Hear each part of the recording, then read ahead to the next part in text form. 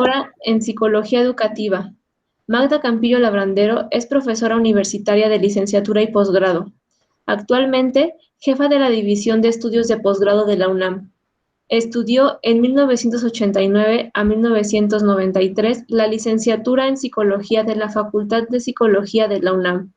Fue investigadora asociada en el Centro de Estudios Educativos AC, en donde trabajó de 1993 a 1996 y participó en diversos proyectos, incluyendo la evaluación e impacto del programa para abatir el rezago educativo PARE, financiado por el Banco Mundial. En 1996 obtuvo la beca Fulbright García Robles para estudiar el doctorado en Psicología Educativa en la Universidad de la Ciudad de Nueva York, The Graduate School of University Center of the City, University of New York, CUNY, donde tuvo como asesor de tesis al doctor Barry Zimmerman, y se especializó en materias de autorregulación y evaluación educativa. Durante su estancia en Nueva York y a lo largo de 7 años estuvo a cargo de la coordinación académica de un programa de investigación pionero, el Self-Regulated Learning Program, que consistía en enseñar técnicas de autorregulación a estudiantes universitarios de primer año con alto rezago educativo en uno de los planteles de mayor marginación del CUNY, el New York City College of Technology. Dicho programa recibió financiamiento de la prestigiosa agencia federal Fund for the Improvement of Postsecondary Education, FIPSE, que impulsa intervenciones educativas que puedan funcionar como modelos educativos nacionales. En 2005 regresó a la UNAM para trabajar en la Dirección General de Evaluación Educativa, DGEE, como directora de trayectoria escolar. Durante 10 años estudió factores asociados al abandono escolar y el egreso, tanto en el bachillerato como en la licenciatura. Dicha subdirección es responsable de la UNAM de generar los datos institucionales vinculados al ingreso, abandono, rezago y egreso de los 14 planteles de bachillerato y de las más de 100 licenciaturas. De 2016 a 2019 encabezó la subdirección de investigación en educación de la recién creada Coordinación de Desarrollo Educativo e Innovación Curricular, CODEIC, donde coordinó diversos proyectos de investigación, actividades de formación docente y fue directora académica de la revista digital universitaria. Actualmente imparte clases en la Facultad de Psicología. Le damos la más cordial bienvenida. Hola, buenas tardes. ¿Se escucha bien? Sí, Magda. Muy bien. Perfecto. Bueno, pues es un gusto estar aquí. Bueno, antes que nada quiero agradecer a la UAM por la invitación y desde luego a la doctora Denise Stenser por darme la oportunidad de estar el día de hoy aquí con ustedes y compartir. Entonces, muchas gracias. Bueno, pues veo que no somos muchos, cosa que qué ilusión que en el grupo sea un grupo chiquito. Y yo antes de empezar la presentación que traigo, hice una pequeña actividad para ver si la podemos hacer hacer ahora, y lo que voy a hacer es, les voy a compartir por el chat un vínculo. Déjenme ver si esto funciona. Okay. Pues les acabo de mandar un vínculo por el chat. ¿Podrían ustedes cotejar que sí les haya llegado? Sí, está bien. Perfecto.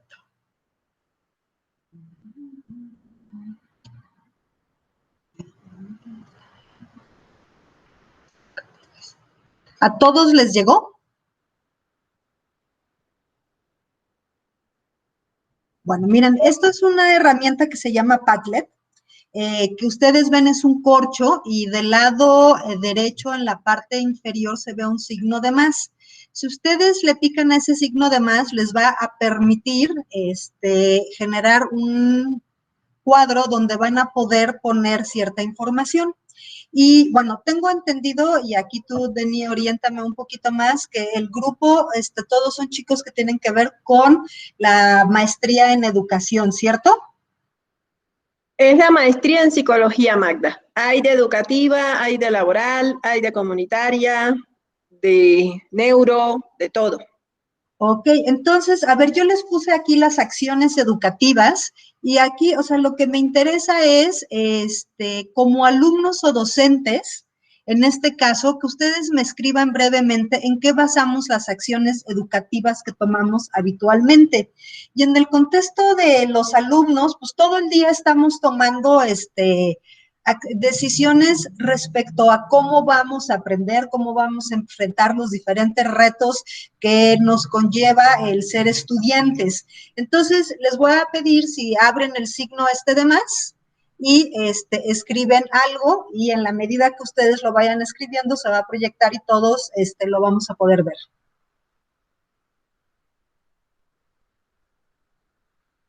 Y no se van a ver los nombres, todo es privado.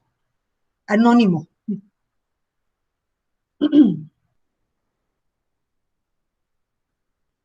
Exacto.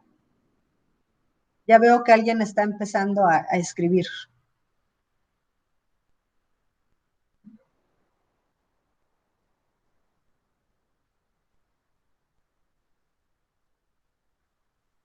¿Quién más sí lo pudieron abrir?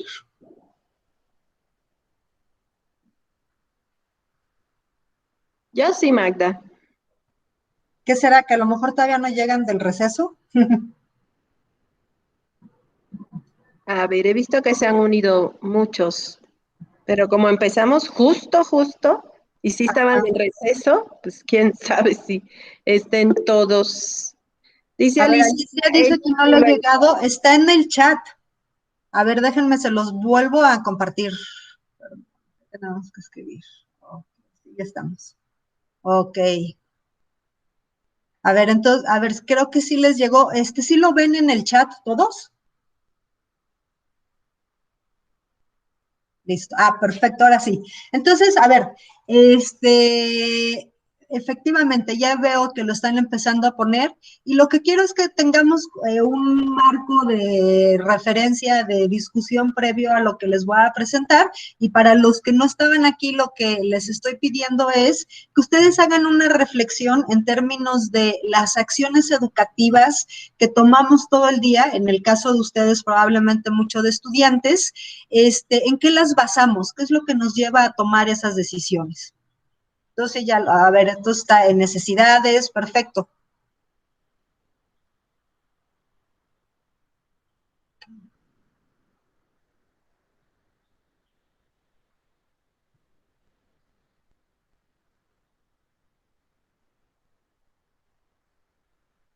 Por ahí había alguien que decía que no le había llegado o que no había visto el vínculo, si quieren que se los vuelva a mandar.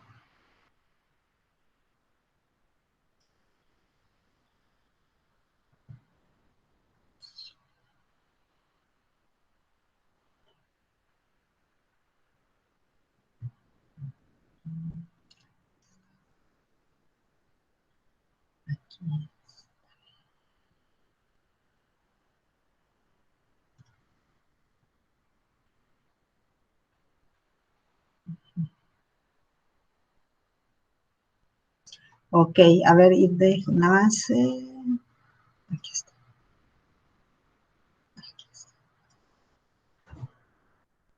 Ahí se los volví a mandar.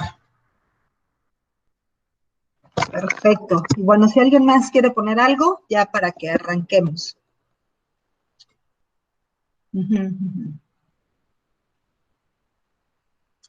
Pues miren, para aquellos que no conocían Padlet, es una herramienta, a mí me gusta muchísimo porque a esta distancia que de repente es difícil interactuar y que bueno, muchas de estas ejercicios, pues parte de la idea es que podamos interactuar, nos permite de alguna manera tener un cierto acercamiento. Y fíjense qué interesante, ¿no? Están hablando de necesidades, están hablando de investigaciones, de recursos, de objetivos, de hábitos de estudio y de organización. Están hablando de los objetivos del semestre. Ya veo que por ahí alguien, Carlos, ya comentó que le gusta el Padlet. Y si después quieren, con muchísimo gusto les comparto cómo lo pueden conseguir, porque es una cosa a mí de las herramientas que más me gusta. Bueno, no sé si alguien falta. Todavía veo que todavía están así escribiendo.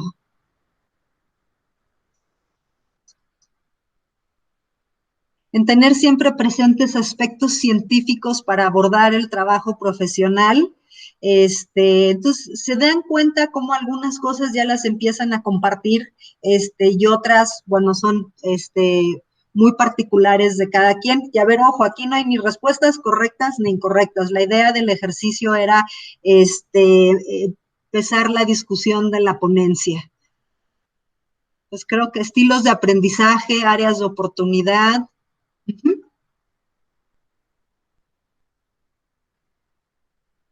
Pues bueno, la voy a quitar de presentarla, pero ustedes sí la pueden seguir viendo en su pantalla. Entonces, déjenme nada más, ahora sí, y voy a pasar a la presentación que tenía ahora sí para el día de hoy. Un momentito, aquí está.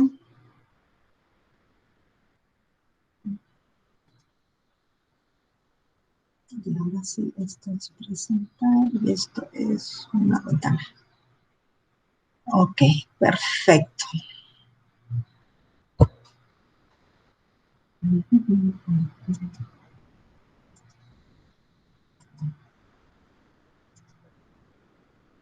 Ya, ok. Sí se ve bien la presentación, ¿verdad? Sí, Bueno, Magda, perfecto. perfecto. Bueno, pues miren, el título de la ponencia es una mirada a la educación basada en evidencias desde la psicología.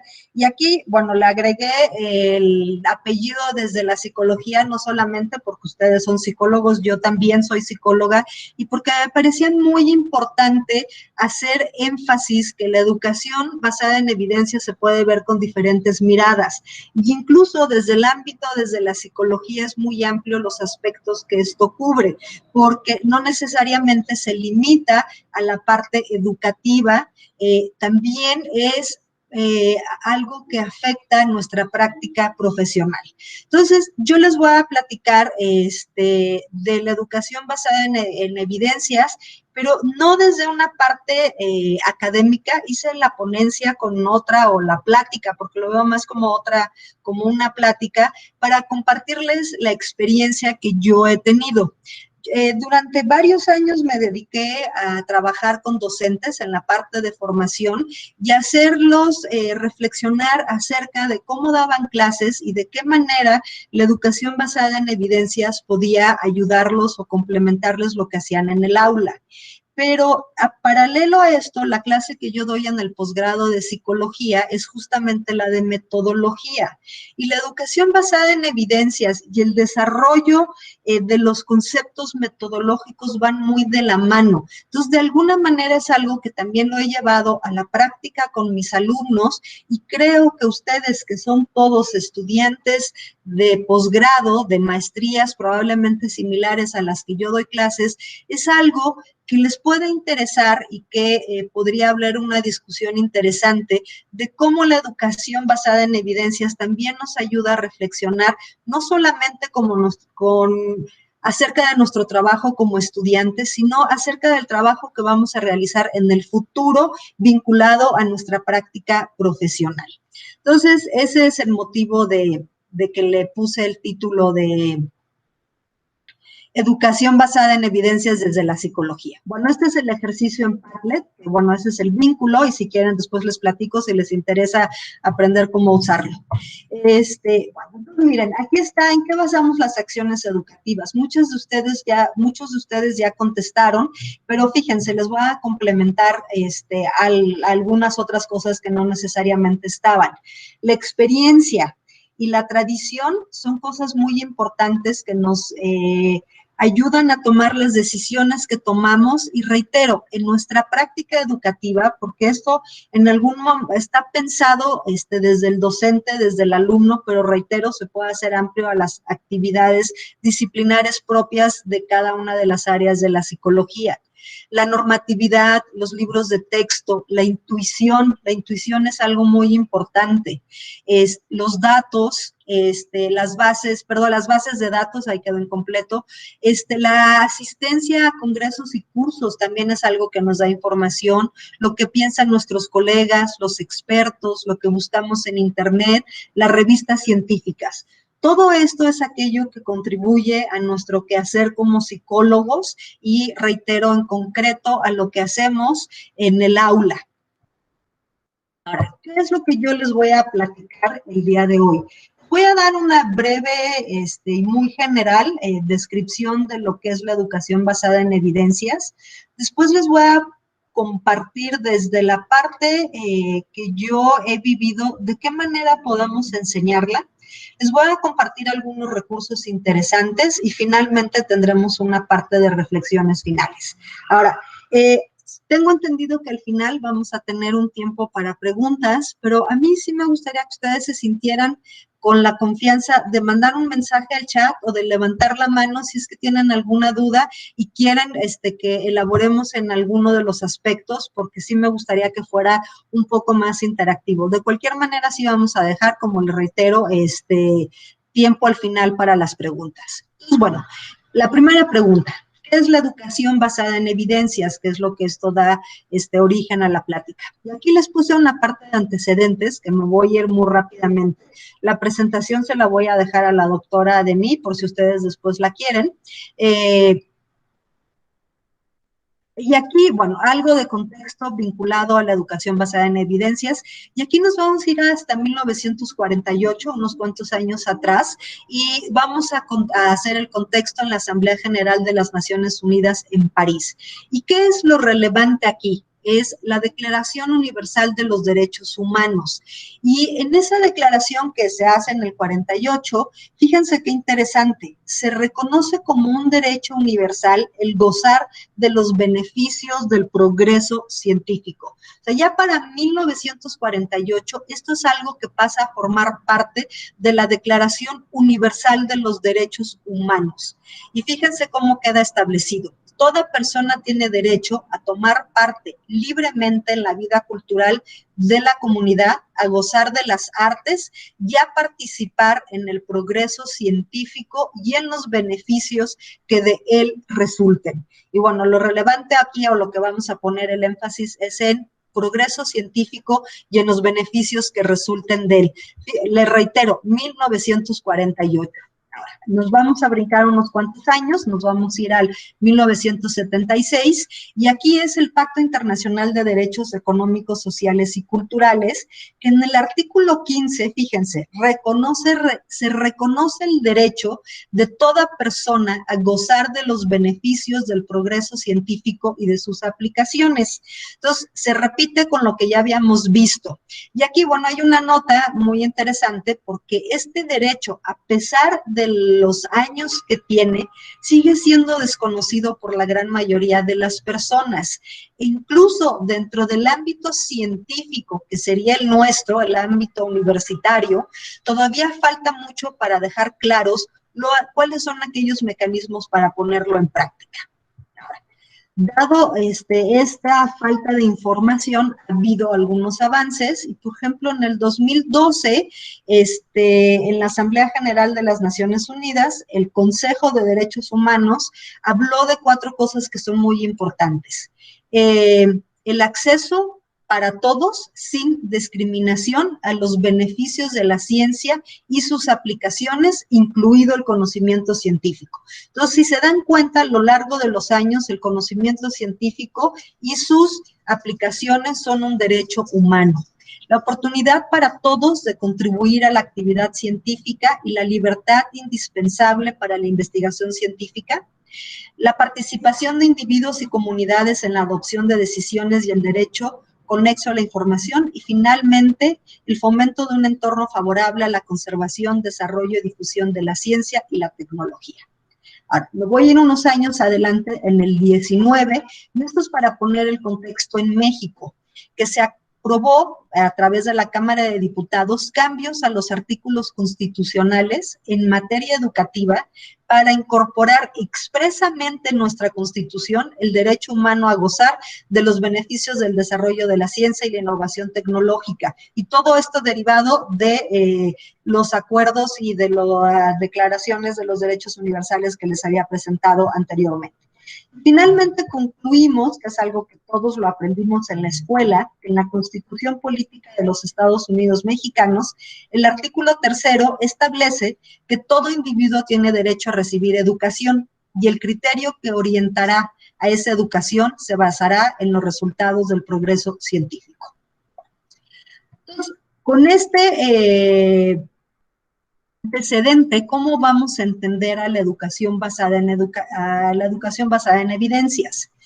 Aquí hay un personaje que se llama David Habermas, que es un educador británico bastante conocido en ciertos ámbitos, que hizo una conferencia muy famosa que se llama La enseñanza como una profesión basada en la investigación, en el 96, y utilizó por primera vez el concepto de enseñanza basada en la investigación. Fíjense aquí cómo el énfasis estaba en la palabra investigación. Posteriormente, este término evolucionó a la enseñanza basada en la evidencia y finalmente al término que se usa hoy en día o el más común, que es la educación basada en evidencias. Ahora, mucha de esta tradición sí viene efectivamente de la medicina, de la enseñanza de la medicina, pero hoy en día en el ámbito educativo y en otros ámbitos también, como les decía, de diferentes disciplinas, es algo que tiene un papel muy importante. Hay una definición, que creo que es una definición muy sencilla. La educación basada en evidencias es la implementación por profesores en su práctica de métodos y aproximaciones a la educación basados en la mejor evidencia disponible. Entonces, aquí es muy importante que pensemos que lo estamos viendo, reitero, desde el punto de vista del profesor, pero es como aquello que hacemos en el aula o aquello que hacemos en el día a día de nuestra práctica profesional, se puede o puede estar fundamentado en la mejor evidencia científica disponible que nos lleve a tomar las mejores decisiones. La educación basada en evidencias busca que docentes y otros profesionales involucrados en la educación informen sus decisiones y acciones con los hallazgos encontrados en la literatura científica publicada en el campo educativo. Su fin último es fortalecer el juicio profesional de los involucrados en el campo y la práctica educativa a partir de la investigación científica. Y este diagrama que viene a continuación es un diagrama que a mí me gusta mucho porque, fíjense, tenemos la decisión educativa en el centro. ¿Qué es lo que alimenta esa decisión? Desde luego, la experiencia del profesor, o llámese de la profesión que estuviéramos hablando. La evidencia científica que existe al respecto y, por último, los intereses y necesidades, en este caso, del estudiante. Todo aquello es lo que va a llevar de alguna manera a que las decisiones educativas se tomen en cierta dirección o en otra dirección. El método de la educación basada en evidencias es muy sencillo y aquí es la parte que se vincula muchísimo con la clase de metodología de la investigación. Formular tus preguntas, buscar la evidencia, evaluar tu evidencia, aplicar la evidencia a la práctica y, por último, evaluar los resultados. Yo me imagino que todos ustedes tienen que hacer para la maestría alguna actividad vinculada a un trabajo de tesis o a un reporte profesional, y si se dan cuenta, estos pasos van bastante cercanos al proceso que nosotros seguimos en el desarrollo metodológico de un trabajo. Les puse aquí esta cita que a mí me gusta muchísimo porque creo que concluye parte de lo que hemos venido hablando. La ciencia siempre será una búsqueda, jamás un descubrimiento real. Es un viaje, nunca una llegada. Y en este sentido, esto nos lleva a pensar y a reflexionar continuamente sobre nuestra práctica docente, nuestra práctica profesional, y en buscar aquellos elementos, reiteramos, basados en la mejor evidencia científica disponible para alimentarla y nutrirla.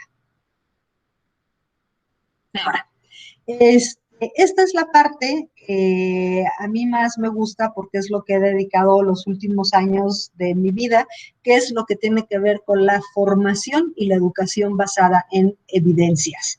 Entonces, déjenme presentarles este diagrama.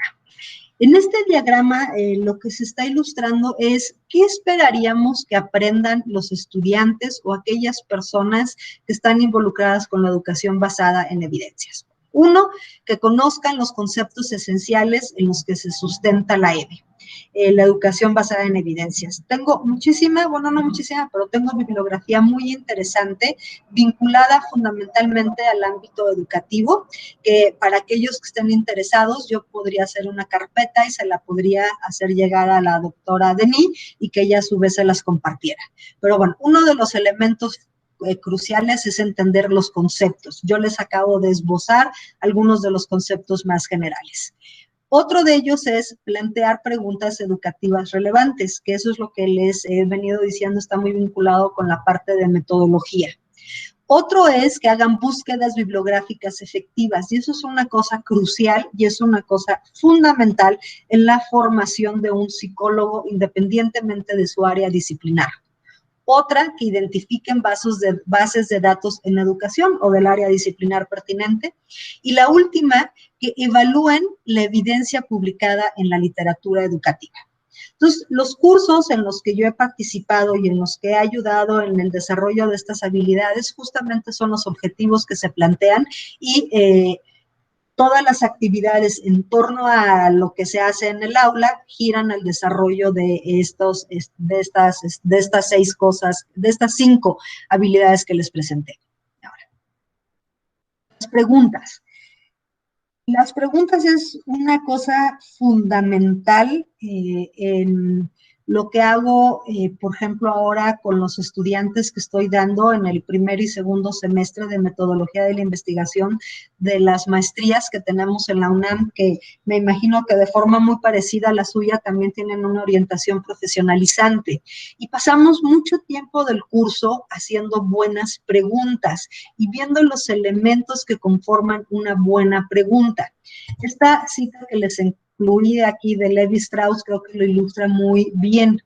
El científico no es una persona que dé las respuestas correctas, sino el que hace las preguntas correctas. Entonces, en la medida en que nosotros aprendamos o podamos hacer buenas preguntas, ya sea de investigación o ya sea para responder con, que es uno de las cosas importantes en la educación basada en evidencias, que no necesariamente las preguntas que nos planteamos son de investigación, son para dar respuesta a una problemática que queremos ver cuál es la mejor evidencia científica disponible, tienen que ser buenas preguntas. Y bueno, parte de lo que discutimos en estos cursos es ¿qué hace una buena pregunta? Yo me imagino que ustedes en sus clases también es algo de lo que plantean y que para sus trabajos de tesis tendrán que tener alguna de las respuestas. Entonces, fíjense, actualidad, originalidad, que sean novedosas, que sean actuales, que aporten al conocimiento, que sean viables, que sean factibles, que sean pertinentes, que sean precisas, que sean de interés y que estén ajustadas a parámetros éticos. Entonces, bueno, eso es algo fundamental en la parte de las preguntas. ¿Cuál es la relación de la pregunta de investigación con la revisión de la literatura? Y eso es algo que también lo discutimos muchísimo. Para plantear una buena pregunta de investigación necesitamos conocer y muy bien la literatura del tema. Ahora, en la pregunta de investigación, a diferencia de la pregunta que nos planteamos con la educación basada en evidencias, es que vamos a recolectar datos empíricos. Y desde la educación basada en evidencias, vamos a recolectar datos, no vamos de artículos que nos ayuden a tomar o definir una postura frente a aquello que nos estamos preguntando. Ahora, aquí les puse un ejemplo, o sea, de una pregunta real, pues, ¿cuál ha sido el impacto en la salud mental en adolescentes debido al confinamiento por la pandemia del COVID-19?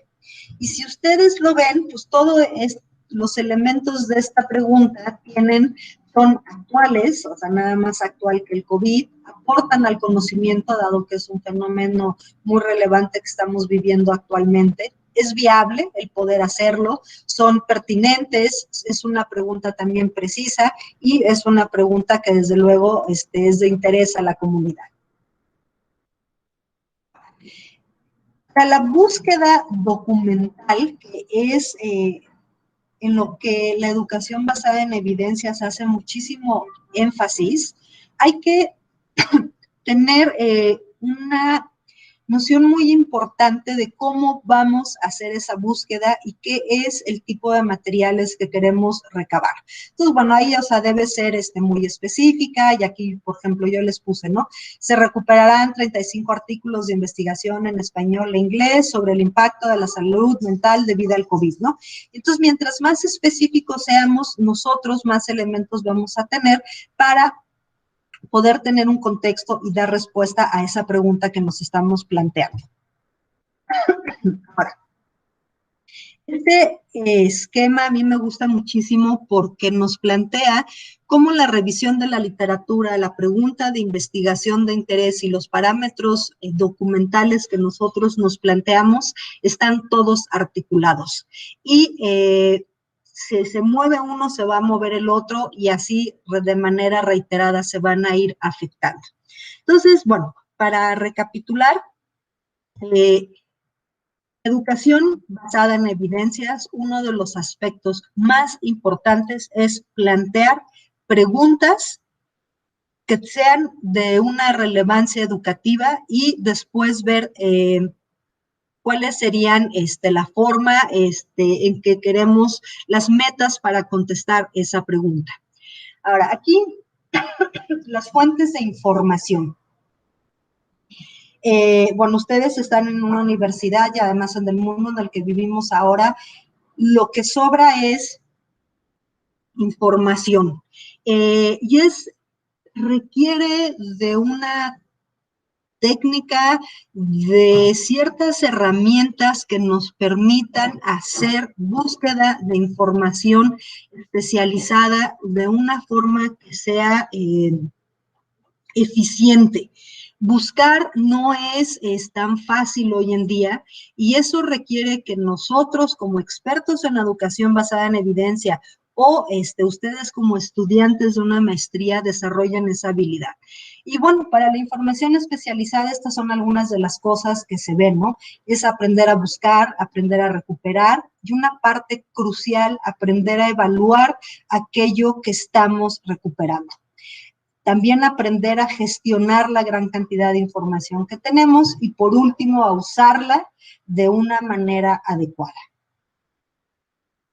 Bueno, a ver, antes de continuar, a mí sí me gustaría saber si hay alguna duda hasta ahora. Si a alguien le gustaría que hiciéramos una pequeña pausa y retomáramos algunos de los elementos. Creo que vamos bien, Magda. Ok, perfecto. Entonces, me continúo. Las búsquedas. A ver, aquí, el psicólogo de hoy tiene que conocer las diferentes fuentes de información. Hay colecciones y bases de datos digitales y no digitales, públicas y privadas. Eso en sí mismo es un universo. Y yo me imagino que ustedes aquí están familiarizados con algunas de estas que puse. Scopus, ERIC, ScienceDirect, PsychoInfo. Dependiendo, o sea, en la universidad en la que estén, si son privadas, pues tendría la universidad que pagar por ellas. Si son públicas, las podemos bajar directamente desde internet, el caso de ERIC. Proveedores de bases de datos, EBSCO, ¿no? Esa es otra de las cosas que también tenemos que aprender. ¿Qué proveedores de bases de datos tenemos en nuestras universidades de manera que nos permitan tener acceso a esas bases de datos? ¿Cuáles son aquellas editoriales relevantes al quehacer que hacemos en nuestra práctica?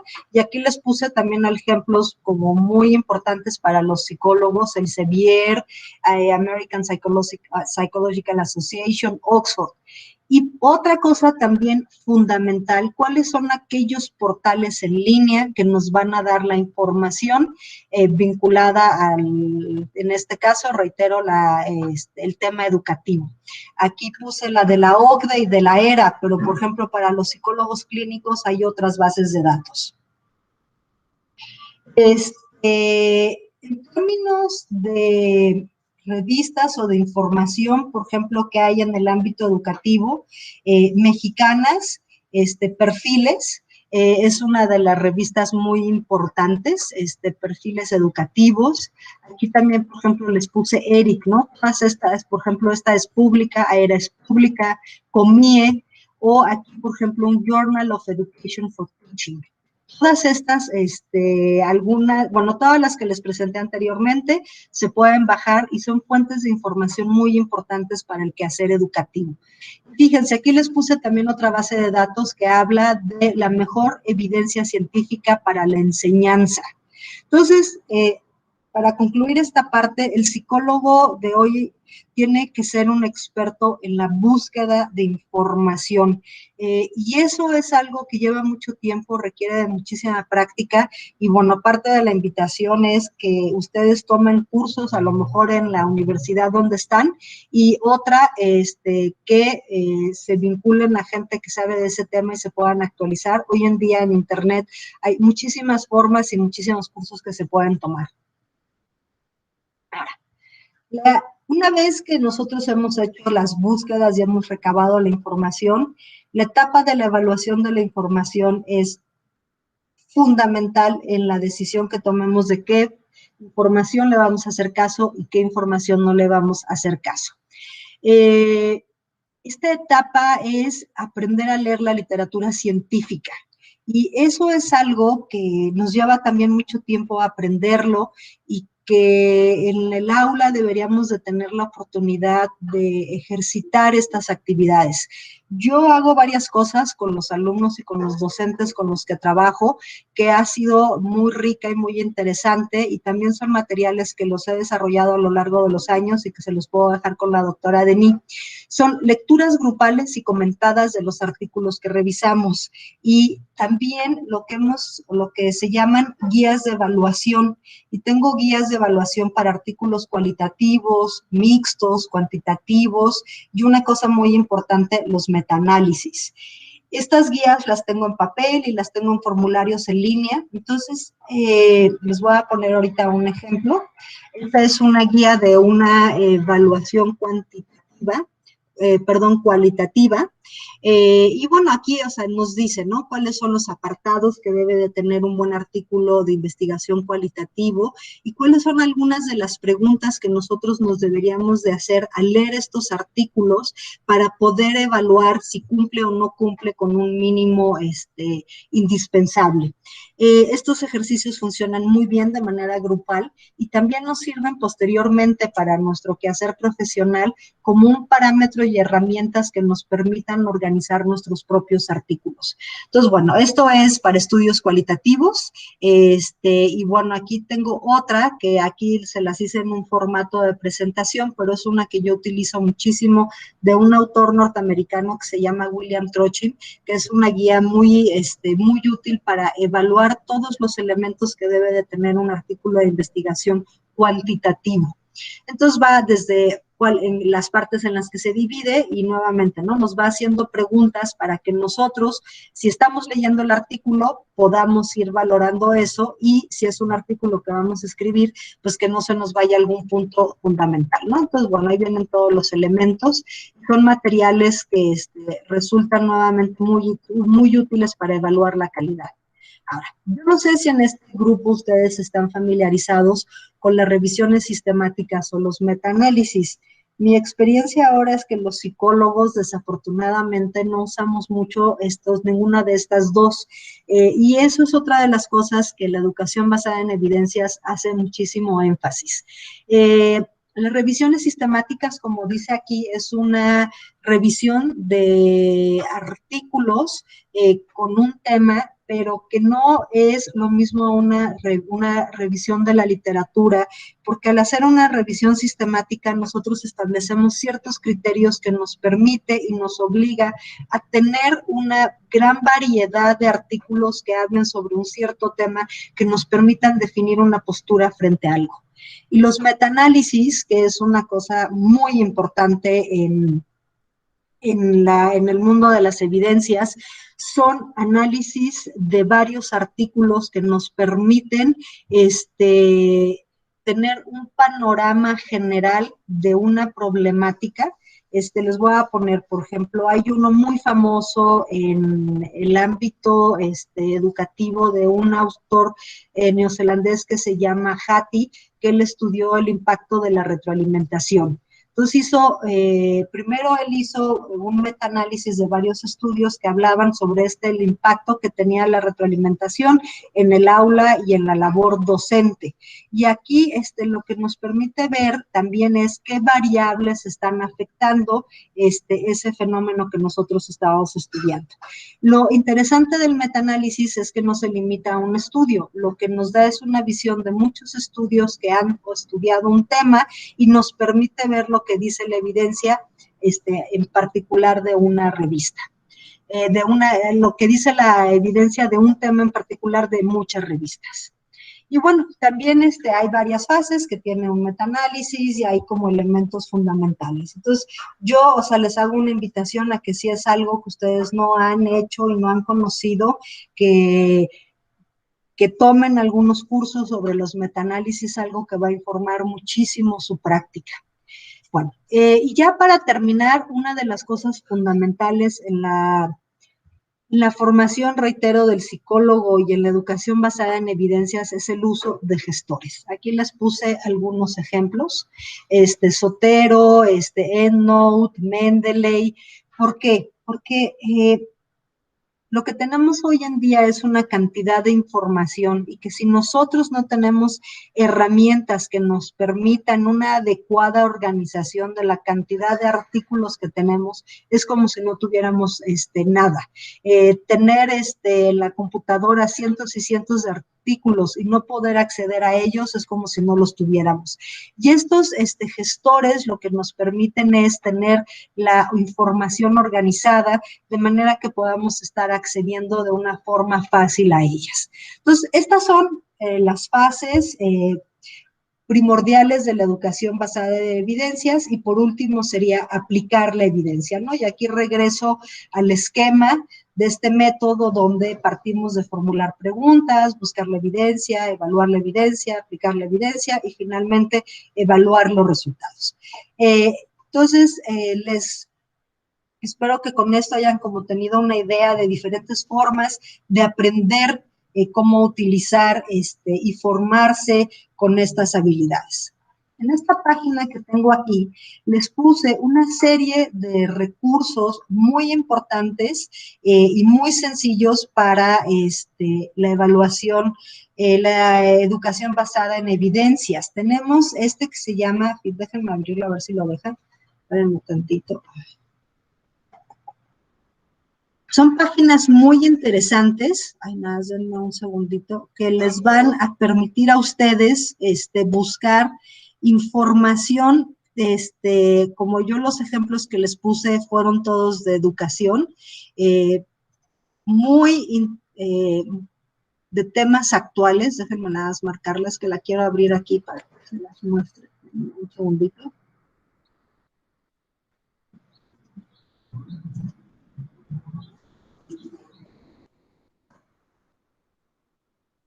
Y déjenme ahora nada más compartírselas.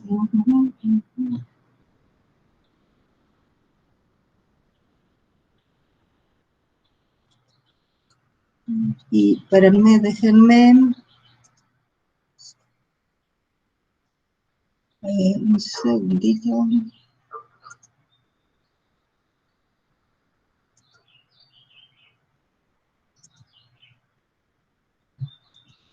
Ahí está.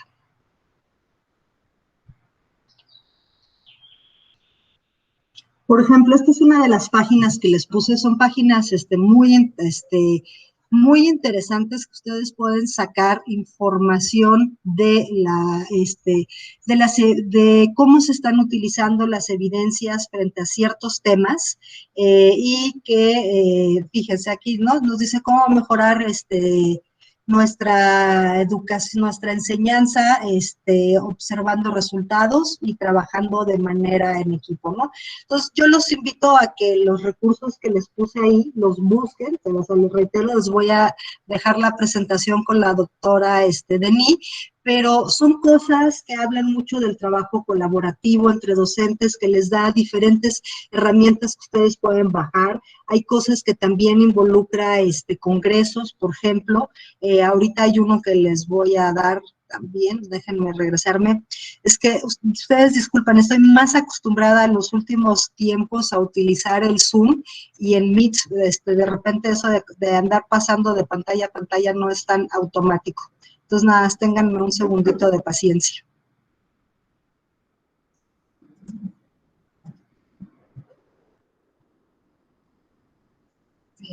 Aquí.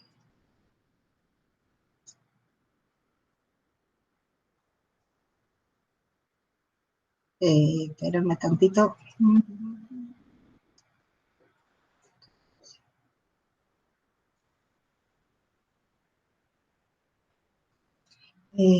Déjenme irme a la otra. Aquí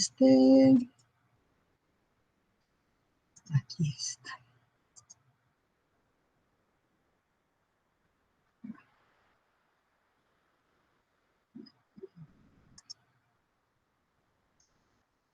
Entonces, bueno, la otra es del Centro de Educación y Reforma de la Educación, que también es una página muy interesante que trae muchísimos recursos que les pueden ser de utilidad. Otra es esta de las Mesh Guides, que son justamente guías que los orientan a aquellos docentes en actividades muy específicas. Si tienes grupos grandes, si tienes grupos pequeños, si quieres hacer una actividad de ciencia, una actividad de ciencias sociales, te dan una idea de cómo puedes llevar a cabo estas herramientas y reitero, ¿no? ¿Qué es lo que dice la evidencia respecto a ellas? Aquí hay un MOOC muy interesante que de hecho empieza el día de hoy y es un MOOC gratuito, los invito a que se metan, que dice políticas educativas basadas en evidencia. Justamente hoy me metí y es un MOOC, creo que ya había como 20,000 personas inscritas, que habla justamente de cómo las políticas educativas también se pueden hacer en función de las evidencias. Es gratuito, también es otra de las cosas que los invito a ver. Y por último, esta página que es probablemente de las más importantes, es la Campbell Collaboration, y además hace honor al psicólogo Campbell. Es una página donde nos habla de todos aquellos metaanálisis en temas de ciencias sociales que nos ayudan a ver un cierto tema. Por ejemplo, hace unos días veía que tenían muchísimas cosas de violencia y de bullying, ¿no? ¿Qué es lo que dicen los metaanálisis respecto a estos temas tan importantes en el ámbito educativo? Entonces, ustedes que son psicólogos, es una página que yo los invito a que la vean, van a encontrar información de todas las disciplinas de la psicología que les va a dar de una manera sencilla y muy clara ideas para que ustedes puedan tener una visión de aquellos fenómenos que son importantes para su disciplina. Y justamente ellos tienen un evento que se llama What Works Global Summit, que es un congreso, que bueno, ahora como todo es en línea, donde presentan, ya está el de la página 2021, información también muy relevante, muy interesante, ponencias que tienen que ver con temas vigentes, violencia, mujeres, migración, desde esta mirada del cúmulo de evidencias científicas mundiales que nos ayudan a entender mejor los fenómenos. Vale. Consideraciones finales, bueno, pues parte de la invitación es fomentar una cultura educativa basada en evidencias, es parte de lo que... Doctora, disculpe, tiene 2 minutitos. Gracias. Promover en nuestras clases estas habilidades y conformar comunidades de aprendizaje. Esto sería, y bueno, lo último que ya no sé si nos va a dar tiempo, ¿tenemos tiempo para preguntas todavía? Sí, tenemos espacio de 10 minutos para preguntas y respuestas. Perfecto. Entonces, déjenme hacer una cosa, porque para concluir, sí me gustaría hacer otra actividad que se las voy a pasar ahorita.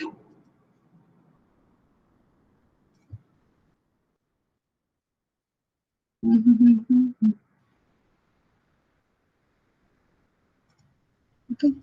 Bueno, les acabo de mandar otro vínculo. Díganme si lo pueden ver. que lo que les va a pedir es que contesten 3 preguntas. Bueno, que contesten con una pregunta con 3 palabras. ¿Sí les llegó? Sí, doctora. Sí. Ok, perfecto.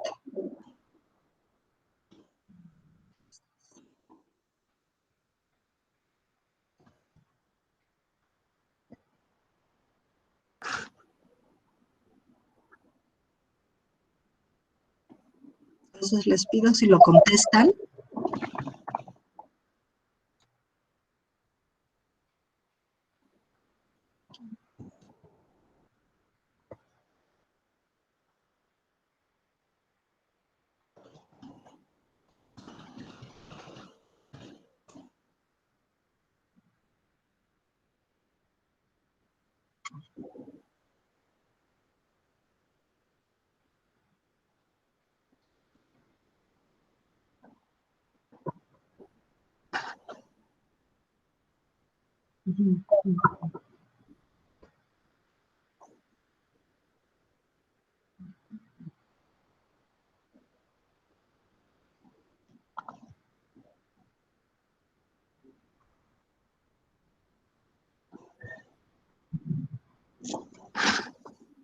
Wow, qué bonitas respuestas, jóvenes. Fíjense, recursos nuevos, sistematicidad, rigor científico, acceso a lo más actual, claridad, interés de investigación, apoyo en evidencias, guía, método.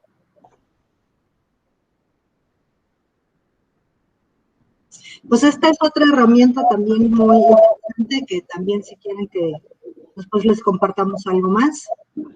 Y si hay alguien, sí. Creatividad, recursos nuevos, eficacia.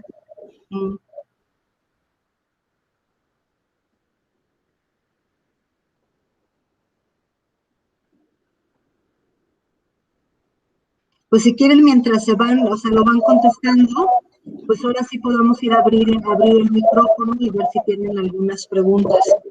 Creatividad, vean qué bonito.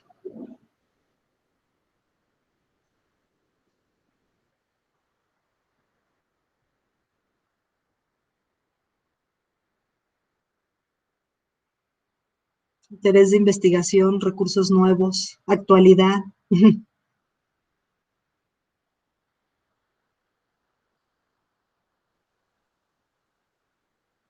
Tecnología. Qué bonito.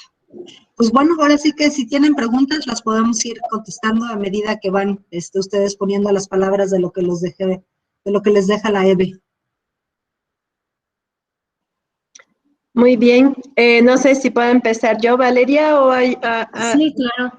No hay ninguna pregunta por ahorita. Puede empezar, doctora. Ok. Bueno, ante todo, Magda, interesantísima y súper útil la presentación que nos has dado, porque pues creo que esto lo hacemos, pero no lo hemos visto así, con tanta sistematicidad como nos lo has presentado, incluso herramientas nuevas que probablemente pues no se conocían, ¿no? Además, que está resultando, digamos, pues, la forma de enseñar moderna ahora, esta enseñanza basada en evidencias, o sea, los académicos, pues tenemos que tener esto como práctica normal en nuestros procesos de enseñanza y los chicos en sus procesos de aprendizaje. Entonces, bueno, felicidades por una sistematización tan bonita y rigurosa con respecto a esta forma de concebir la educación. Nada más, mi pregunta va en esta última diapositiva que pusiste, Magda, con las páginas. Ahí esencialmente vamos a encontrar herramientas de metaanálisis, es decir, vamos a encontrar artículos o documentos de metaanálisis educativos, ¿no? No, a ver, la Campbell sí, porque la Campbell lo que lo que pasa es que teníamos poco tiempo y ya no les pude enseñar los recursos, pero bueno, yo, o sea, reitero que tengo todos los materiales y si quieren se los paso y los vemos después con cuidado. Fue como para que vieran una cosa panorámica. No, son páginas de docentes, son páginas donde hay, como la mejor evidencia disponible para temas educativos en primaria, en secundaria, en temas universitarios. O sea, es una diversidad bárbara. Por eso creo que es muy importante dejarles algunas y que ustedes se metan y las vean y vean que es útil. Porque también como yo pensé que nada más iban a ser psicólogos educativos, entonces bueno, también, o sea, para todas las disciplinas de la psicología les puede servir. Ok, ok. Bueno, no sé si hay alguna otra pregunta por ahí, chicos. Por ahorita nadie ha escrito nada, solamente la doctora Doris Castellanos, que menciona excelente presentación llena de sugerencias, guías y temas de reflexión esenciales. Gracias, doctora Magda Campillo. Gracias por los materiales compartidos. Pues reitero, Denis, yo les puedo hacer llegar todos los materiales. Tengo muchísimas cosas, les puedo hacer llegar aquello que ustedes necesiten. Nos vemos tú y yo y lo sistematizamos para que les pueda llegar a los chicos, ¿no? Sí, por lo pronto, si me vas a compartir esta presentación, yo se las voy a hacer llegar a todos los estudiantes. Sí. Creo que ahí hay herramientas fundamentales para ellos. Entonces, bueno, súper. Y bueno, o sea, reitero, ¿no? Yo la hice basada en la educación basada en la educación, pero aplica para todas las disciplinas, ¿no? Y eso era un poco lo que les quería hacer ver, que no nada más, todos mis ejemplos eran educativos, pero en realidad aplica el quehacer del psicólogo en todo su ámbito disciplinar, ¿no?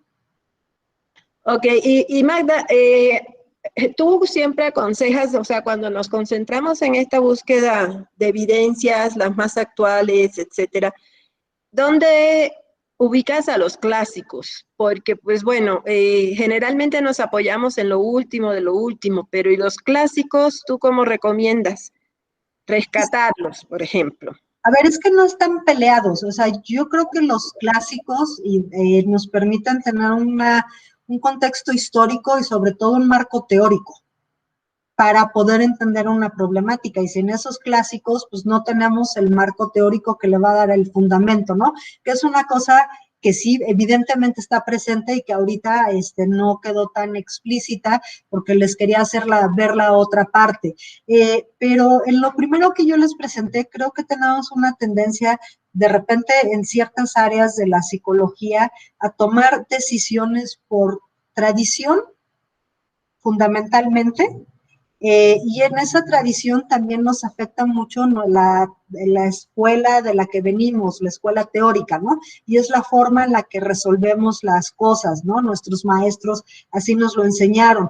Y esto es una invitación a que se abra, ¿no? Y que hay, o sea, hoy en día muchísima investigación que nos puede ayudar a entender un fenómeno desde diferentes perspectivas, y eso pues va a hacer que nuestra práctica se modifique, ¿no?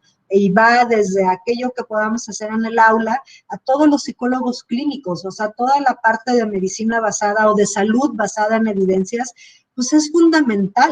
Ahora, por ejemplo, todos los proyectos sociales que pueden encontrar cosas muy interesantes en la página de la Campbell, tiene que ver con proyectos sociales, por ejemplo, ¿cuáles son aquellos proyectos que han ayudado más a la población de homeless, ¿no? Indigentes. Entonces, tienen diferentes modelos y son programas que se han hecho en todo el mundo y te dice en qué condiciones han funcionado y cuáles no han funcionado, ¿no? Entonces, empezar a ver, por eso reitero, nuestro quehacer desde desde una manera amplia, con la evidencia científica disponible al momento, pero la parte teórica, pues por supuesto que está ahí y es muy importante.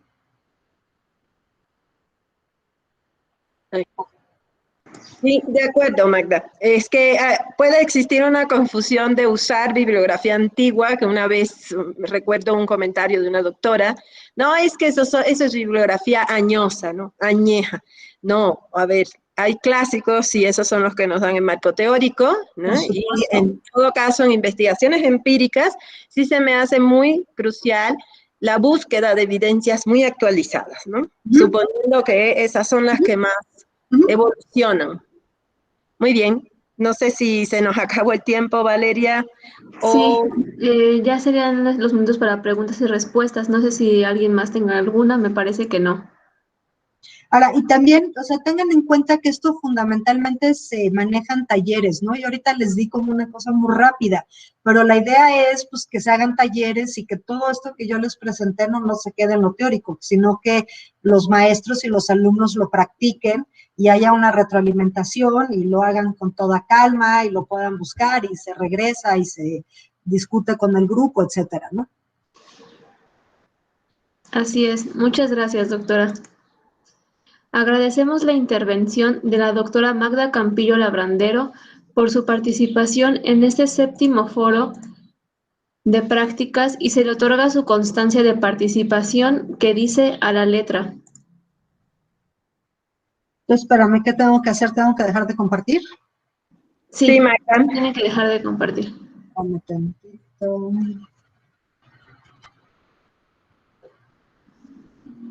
No, ¿verdad? Interrumpir, ya.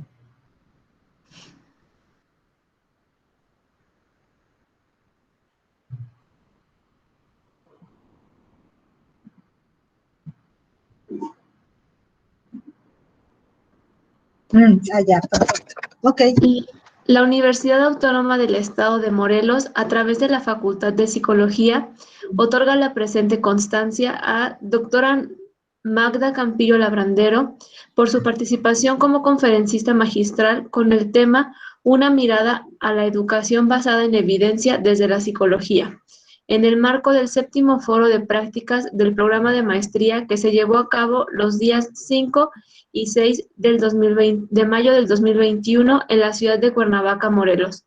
Doctora Norma Betanzos Díaz, directora de la Facultad de Psicología. Doctor Gabriel Dorantes Algándar, coordinador académico del programa de maestría en psicología. Perfecto, muchísimas Muchas gracias, gracias. doctora.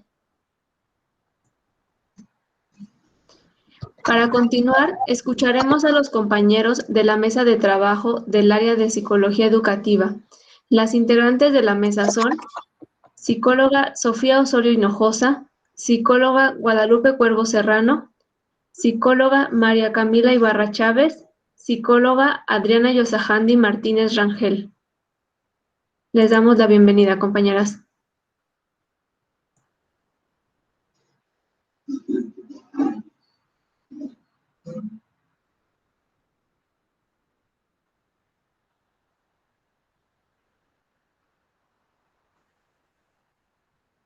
Sofi, comenzarías tú.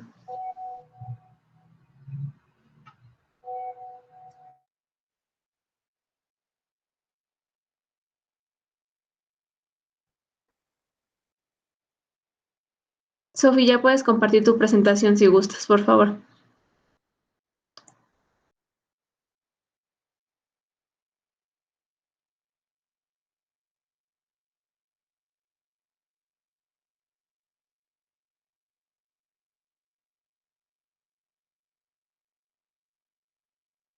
Hola, perdón, es que se me reinició la compu. Voy a compartir entonces ahorita. Sí, Sofi, comenzaríamos contigo, por favor. Perfecto. Me avisan de favor cuando se vea. Ay,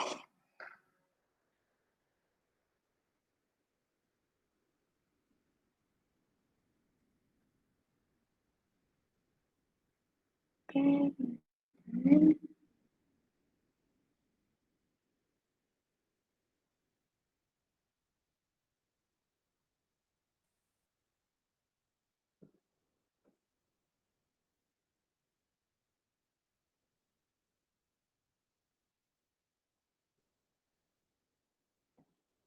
Listo, ¿se puede ver? Sí, ya se ve, solamente faltaría que la hicieras grande. Perfecto, me dicen si se puede ver en grande, por favor.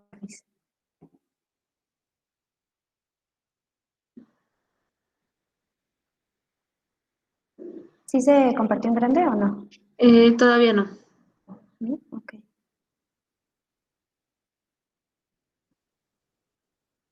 A ver. Y luego que Google Meets no es muy amable, ¿verdad?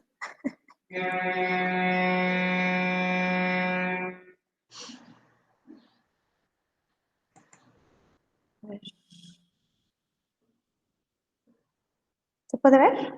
Ahora sí, en grande. Sí, nada más es la grande. Ya está en grande. Listo, listo, Sofía. ¿Ya? Ah, perfecto. Bueno, yo lo que les vengo a presentar, espero no tardarme mucho, es el taller de profundidad online que se hizo para la práctica del semestre pasado. Este fue un taller que se hizo virtual por la cuestión justamente de la pandemia y bueno, vengo a presentar un poquito sobre el trabajo, pero aparte de eso, pues también las adecuaciones que se tuvieron que hacer de manera online. Yo trabajo en sí con lo que es los estudiantes sordos bilingües de la preparatoria 1 y pues estamos en un taller de profundidad de vocabulario para mejorar lo que es el español. Primero, pues se tiene que hacer una delimitación pequeña sobre qué es la sordera, porque bueno, también tenemos otros tipos de términos en cuestiones clínicas con pérdidas auditivas. La sordera ya vamos a abarcar en una cuestión total, en una pérdida total de la audición en uno o ambos oídos.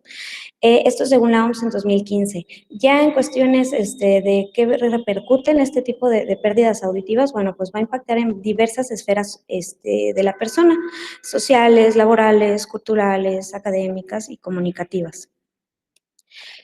Pues como tal, yo me voy a guiar o me voy a especificar nada más en cuestiones académicas o educativas y específicamente en la comprensión lectora y la construcción de textos. Como tal, pues son términos o son elementos pues que son muy diferentes, ¿no? Tanto la comprensión lectora como la construcción de textos y tienen un proceso totalmente diferente al que tenemos con nosotros o bueno, digamos las personas normoyentes. La lectura, pues es no nada más es la identificación del grafema o la palabra, y al mismo tiempo la escritura no nada más es el copiado del grafema o simplemente el hacer esta praxia de la escritura. Tiene que ver con una construcción compleja y es psicológica y lingüística. Pues nosotros como oyentes, bueno, tenemos muchísimas investigaciones por las cuales parten el cómo se hace este proceso que es bastante complejo y pues una de ellas que pues nosotros aprendimos de manera natural y pues escaladamente, ¿no? Primero relacionando y representando cada fonema sonido con un grafema y una letra y posteriormente uniendo estas grafemas hacemos una palabra y al mismo tiempo pues también tenemos una relación semántica con dicha palabra. ¿Qué pasa con la comunidad sorda? Bueno, esta investigación, quiero mencionar, que está hecho por Huerta 2019, es una investigación que se hizo aquí en la UEM justamente con estudiantes sordos. Posteriormente, bueno, pues, ¿qué dice Huerta o qué encontramos? Bueno, pues que los sordos o la comunidad sorda aprende el español saltando todo este proceso de reconocimiento del sonido y pasa estrictamente y con la cuestión de relación de la imagen, de la palabra, a la seña o con el significado, la semántica y no directamente con el español a veces, ¿no? El español es una lengua, es una lengua escrita, es compleja, tiene sus reglas, tiene sus evoluciones, tiene una serie de características que la hacen muy compleja también. Entonces, pues no nada más es aprenderte palabritas de manera aleatoria.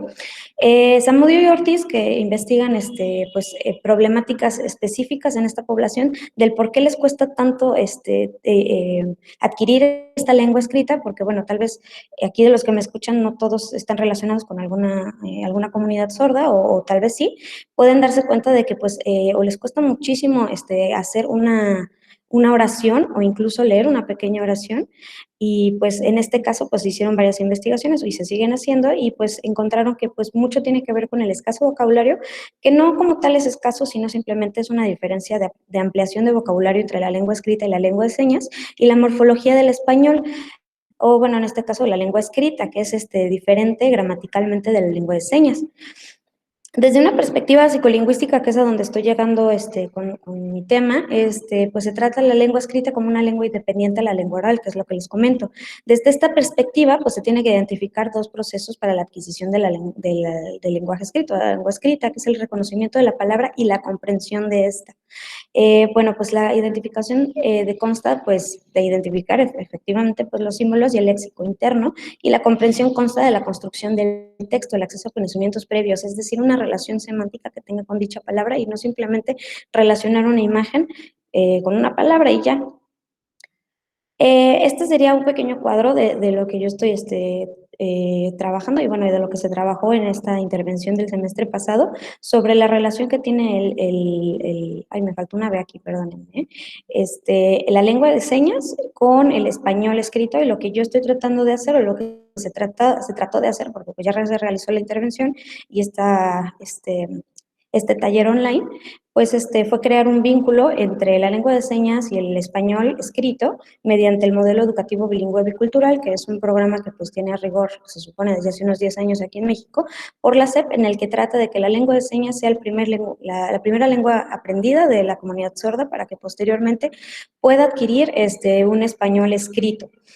Es decir, lo que se busca aquí es que se crean relaciones semánticas desde ambas lenguas, es decir, que tengan los dos idiomas al mismo tiempo, para que pues puedan formar una relación, y no que de repente aprendan lengua de señas, que obviamente pues es importante que esté consolidado, y pues después de 20 años aprendan el español, porque pasa en el sistema educativo. Los chicos empiezan a aprender el español como por primaria, más o menos, y pues nosotros ya desde los 3 años ya tenemos cierto número de palabras aprendidas, incluso ya oralizadas, ¿no? Eh, Aquí, a partir de investigaciones, pues detecté qué tipo de vocabulario pues es el que más les cuesta a los chicos, bueno, en general a la población sorda, y pues tiene que ver con la amplitud de vocabulario, ¿no? Que es lo que le estaba comentando, y pues que tiene que ver que pues hay muchísimos sinónimos, hay antónimos, homónimos, palabras que se escriben igual, hay muchísima variedad en la lengua escrita, y en lengua de señas al contrario. Para decir varias cosas, pues se usa una seña, ¿no? En cuestiones de morfosintaxis, pues estamos hablando de cuestiones de artículos y conectores, es decir, cómo funcionan las palabras función dentro del enunciado. Estas son importantes para ambos procesos, tanto lectura y escritura. ¿Cuál fue la metodología aquí? Bueno, pues se hizo un diseño pre y post. El semestre pasado, pues fue justamente la práctica, fue el taller, fue la intervención. Se contempla el análisis tanto quali como quanti, es un enfoque psicolingüístico. Se hizo desde la virtualidad en la plataforma Zoom, y se usó, bueno, se apoyó con un intérprete profesional de lengua de señas. Fueron 20 sesiones de 45 minutos 2 veces a la semana, es decir, pues me tardé unas 10 semanitas y bien me fue. ¿Qué se vio? Bueno, pues como ya vimos, vi 5 sesiones de cada uno de estos temas, de artículos, conectores y preposiciones con cuestiones de palabras función, sinónimos, antónimos, homónimos y campos semánticos para la cuestión de ampliación de vocabulario. Este es un pequeño ejemplillo de una clase en línea, pues en la que se usa Zoom justamente, y pues era uno de repaso, ¿no? Justamente cuáles son los artículos, los conectores, qué significan y por qué, que empiecen también a relacionar los nombres de las palabras, ¿no? Las preposiciones, sinónimos, antónimos, e incluso pues ellos también, pues trataban de participar, y pues justamente era eso, ¿no? Que ellos dieran el ejemplo. Y pues algo que también se encontró mucho, pues es que como tienen mucho problema en la morfosintaxis, también tienen un desorden en cómo escriben las cosas, entonces siempre usando una regla que era sujeto, verbo, predicado. En la cuestión de hacer alguna oración, en cuestiones de lectura, pues se usaban ejercicios de comprensión lectora.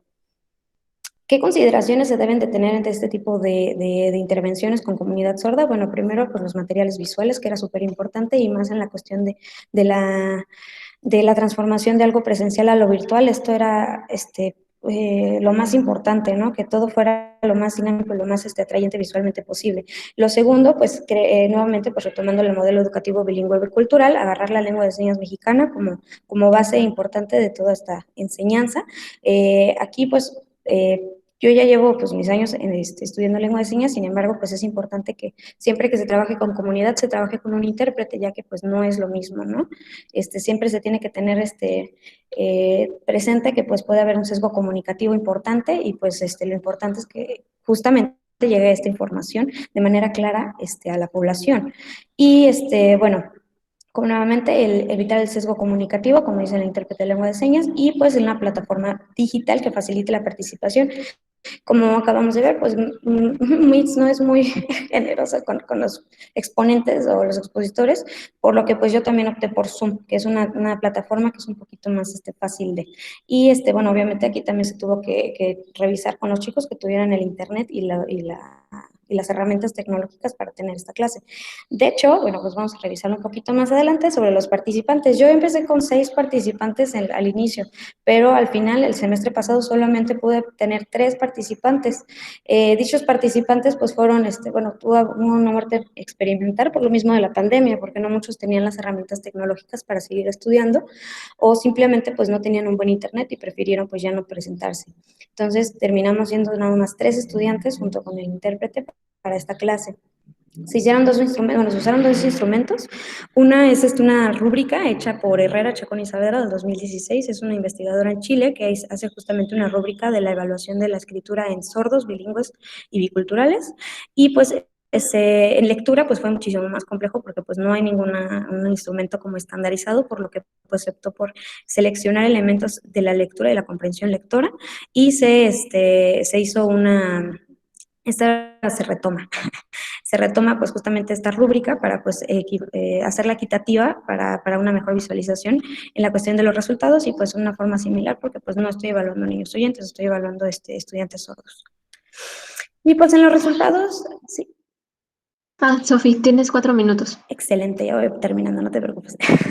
En los resultados, pues encontramos esto, pues las puntuaciones más bajas fueron cohesión, en efecto, estructura textual y coherencia en la construcción de textos, tanto descriptivos y narrativos, puntuación y adecuación comunicativa, o sea, es decir, las cuestiones de puntuación y el mensaje que querían dar, pues salió bien en general, y pues tuvieron un mejor desempeño en un texto descriptivo que en el narrativo, y pues en la estructura textual, educación comunicativa y coherencia, pues hay más diferencia entre estos tipos de texto. Y comprensión lectora, pues la verdad le fue bastante mal a los chicos, pues lo más bajo pues fue con la comprensión lectora en general, y pues la mayoría de las categorías pues fue un puntaje similar. Pues a esto, pues, ¿qué pudimos entender? Pues pueden entender, pero les cuesta muchísimo crear, tienen mejor desempeño leyendo que escribiendo, y pues la ortografía y la adecuación comunicativa, pues fue lo que más se conservó, y esto también se ha encontrado en diversas investigaciones. Esto ha sido pues la medición inicial, todavía nos falta medir después de la intervención. Sin embargo, algo que sí me gustaría como que detener, y esto ya sería como lo último ya de mi intervención, fueron como los alcances, las adaptaciones y pues todo lo que pasó con la pandemia, porque pues esto como tal ya estaba montado, pero pues aquí la dificultad fue adaptarlo a una cuestión en línea. En las adaptaciones, pues todo lo que tenía pues hecho con mi pizarroncito y todos mis plumones, pues terminaron siendo en PowerPoint, obviamente tratando de hacerla súper atractivas visualmente, pues fueron en Zoom y pues se tuvo que usar herramientas de Zoom como la lupita, que el corrector, que no sé qué. El aprendizaje, bueno, pues se vio que pues tuvieron una mejoría en las cuestiones de ese sujeto verbo predicado, en la estructura de las oraciones. Sí hubo aprendizaje de unas palabras y pues las oraciones simples y entendibles a textos largos, eso era lo que se pedía, ¿no? Que no hicieran un textote, sino simplemente textos simples y concisos. Hubo mayor participación de ya al último momento, porque pues sí había como muchísima pena al inicio. Lo que aquí me agradó es que pues había dudas externas a la clase y ya se me acercaban los chicos para hacer este tipo de preguntas sobre el español o sobre textos que a ellos les gustaban, y pues también compartían muchas dudas, ¿no? Sobre cuestiones de películas, series, etc. Las principales limitaciones pues fueron el internet, las cuestiones de recursos tecnológicos, un cuadro muy pequeño para ver a los alumnos, fue a veces muy difícil entenderlos o incluso al intérprete, ¿no? Y pues hay muchas distracciones en clases en línea porque llega la mamá, que el perro, que el tío, que el primo, que la comida, que oye, ¿qué estás haciendo? Y pues las recomendaciones es, primero que nada, pues que se hubiera hecho de manera presencial, ¿no? De preferencia. Y pues obviamente pues tener un internet óptimo, específicamente para el intérprete y para también la persona que vaya a aplicar la intervención, para los chicos también, pero pues prácticamente estos eran como una de las dificultades que había, y que había recomendaciones, que se consiga un buen internet, y pues que se hubiera extendido un poquito más, porque la verdad eran temas bastante extensos y pues un tema bastante complicado. Y pues prácticamente eso fue lo que se hizo el semestre pasado. Y pues, muchísimas gracias. Perfecto, muchas gracias, Sofi. Terminaste en tiempo. Vamos a dar ahora la voz a nuestra compañera, la psicóloga Guadalupe Cuervo Serrano. Gracias. Voy a presentar.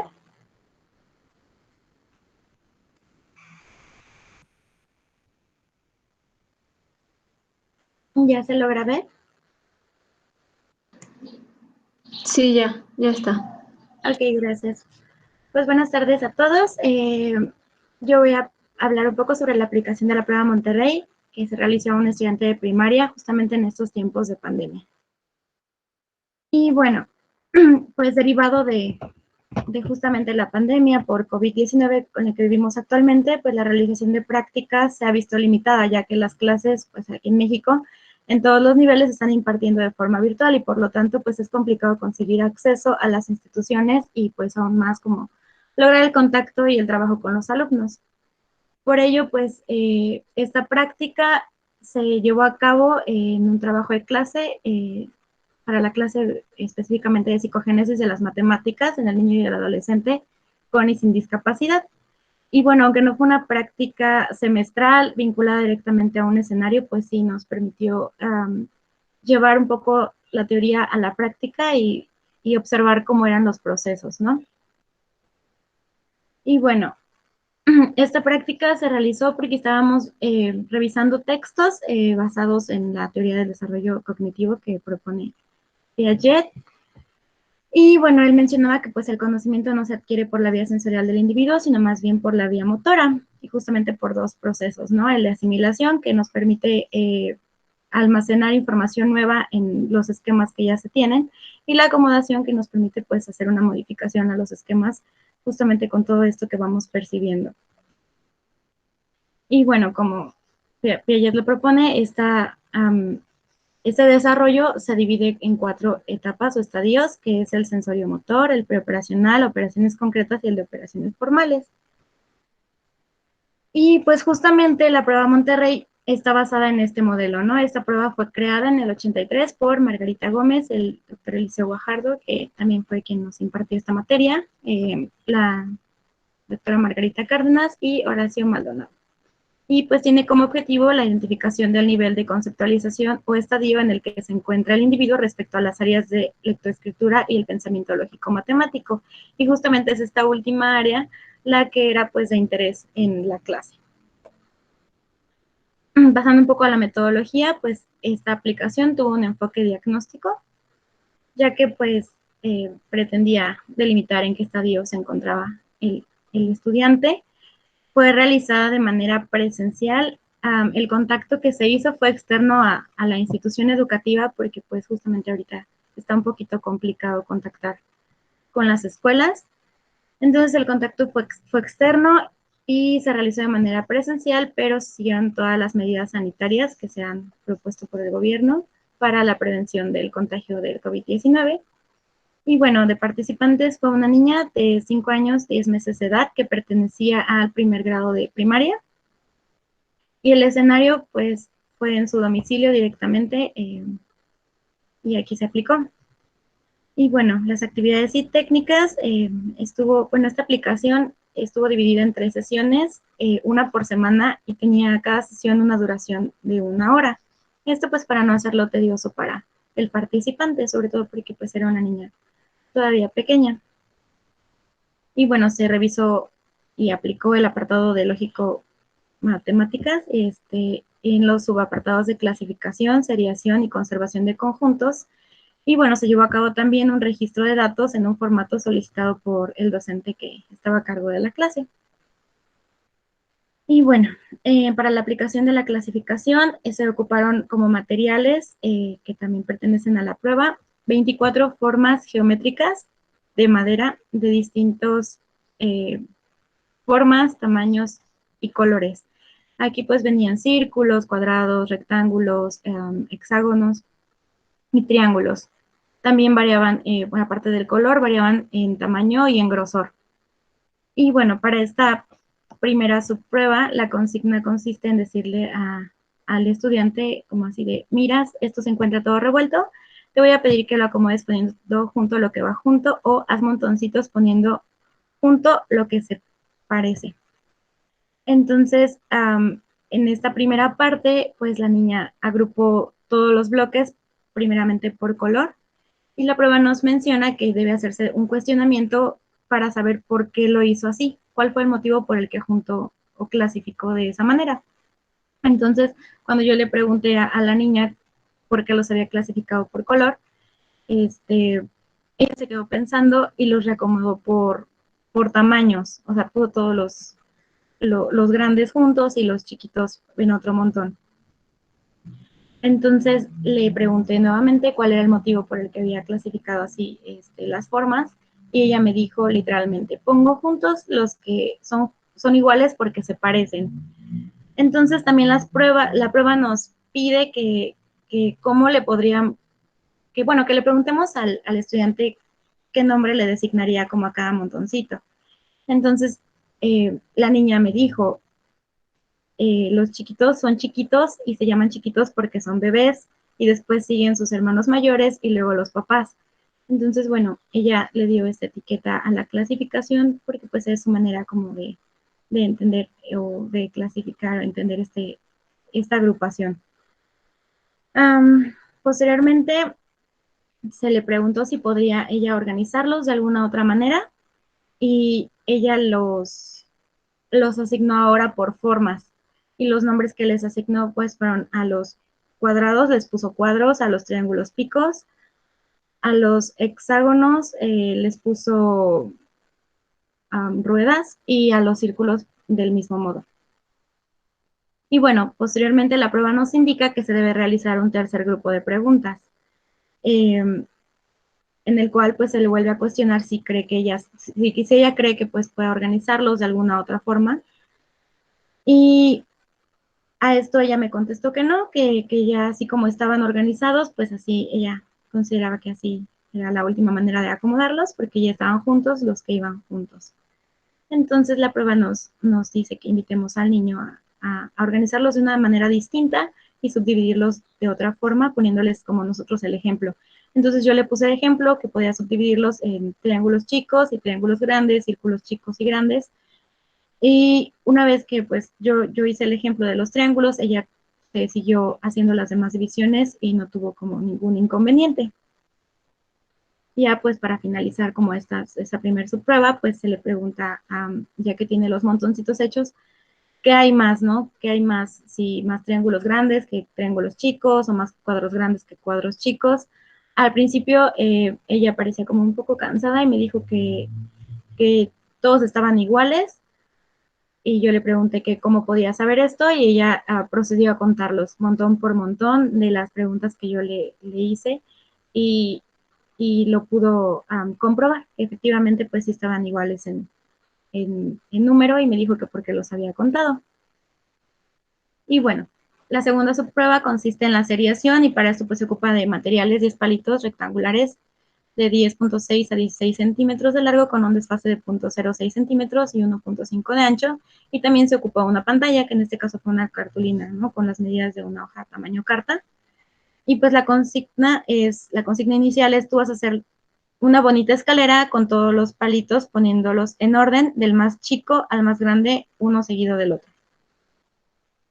Y bueno, al principio ella comenzó a juntarlos acostándolos en la mesa y poniéndolos como unos sobre otros para ver cuál era más grande. Ponía uno en la mesa y encima otro, y si veía que era más grande o más chico, lo separaba, y estaba como buscando el que era consecutivo. Pero se quedó como pensando, y después de unos segundos ella agarró todos los palitos, los paró y empezó a tomarlos como del más alto al más bajito, y los fue agrupando en la mesa de forma ascendente. Y bueno, la prueba nos dice que si realizan bien este apartado, podemos pasar como a la seriación detrás de la pantalla, que consiste pues en decirle: esta vez soy yo quien va a hacer la escalera, poniéndolo detrás de la cartulina. Tú dame los palitos uno a uno del más chico al más grande, en el orden que yo debo ponerlos para formar la escalera. Entonces, al realizar esto, bueno, se le dan los palitos desordenados. Ella nuevamente volvió a pararlos todos juntos para ver lo del tamaño, bueno, la altura de cada uno, pero en vez de pasármelos del más chico al más grande, me los pasó del más grande al más chico, y nuevamente le repetí la instrucción. Entonces como que se quedó pensando unos segundos y empezó a pasármelos de manera correcta. Y bueno, para la tercera subprueba, que es la conservación de conjuntos, ocupé 10 botones que simularon fichas, eran 10 botones rojos y 10 botones azules. Y bueno, la primera consigna trata sobre que se colocan en la mesa de 6 a 8 botones, en este caso yo agarré 6, para realizar una hilera. Y se le tiene que decir al niño que tiene que hacer la misma fila que la que yo hice, o sea, con el mismo número de botones y que quede pues al mismo largo. Entonces, en esta primera instrucción, la niña pudo realizar sin problema la fila, fue acomodándola término a término y no mostró como ninguna duda, ningún inconveniente. Entonces, en esta segunda consigna nos pide la prueba que ya teniendo la fila igual a de ella y la mía, se tenga que espaciar o juntar esta fila para ver si ella puede contestar algunas preguntas.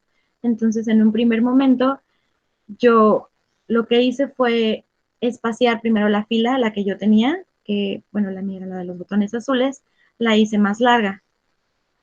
Entonces, cuando yo le pregunté qué había más, si fichas rojas o fichas azules, que es lo que nos marca la prueba, ella en automático me dijo que yo tenía más, que la fila azul tenía más botones, porque era más larga. Entonces yo la cuestioné así como de segura, entonces ella empezó a contar las fichas, las que ella tenía y las que yo tenía. Y se dio cuenta que era lo mismo y me contestó que estaban iguales. Posteriormente, la prueba nos marca que ahora se haga la operación contraria, entonces en vez de alargar la línea, yo la junté, la hice más pequeña que la que ella tenía, le hice las mismas preguntas y ya no hubo necesidad de que ella contara las fichas. Ella simplemente dijo que estaban iguales, le pregunté que cómo lo sabía y me dijo que porque eran las mismas. Después de esto se le marca una segunda situación,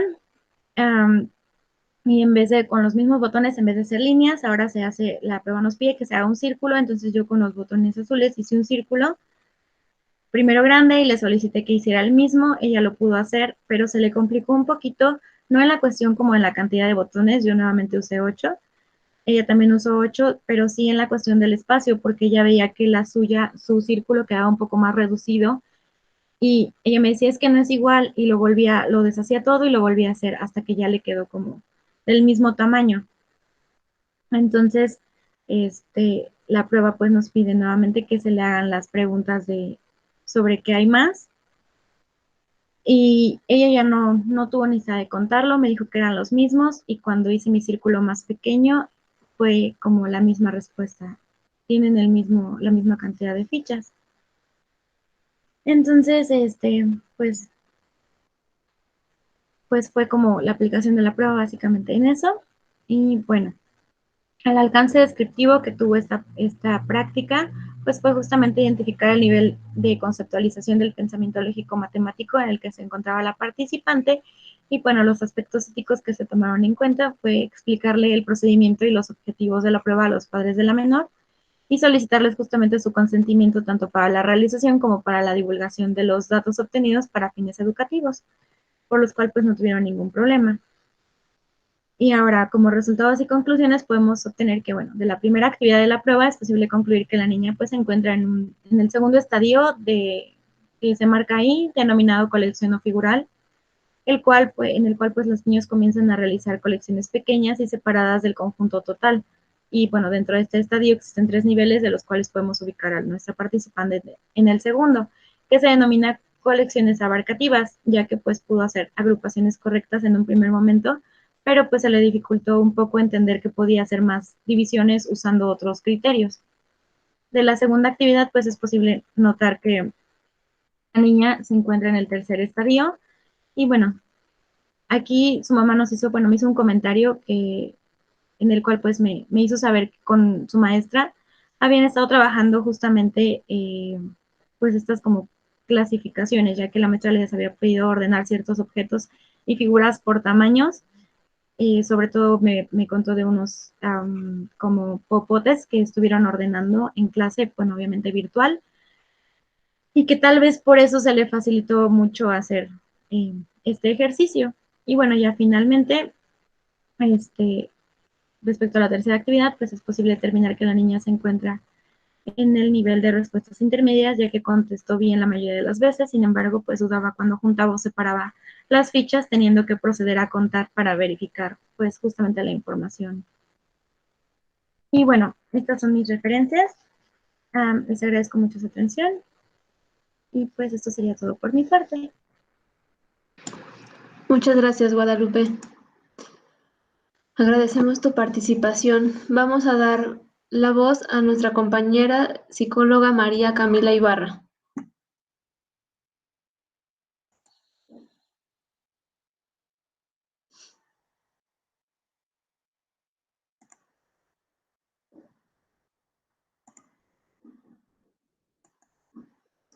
Camila, ¿estás lista?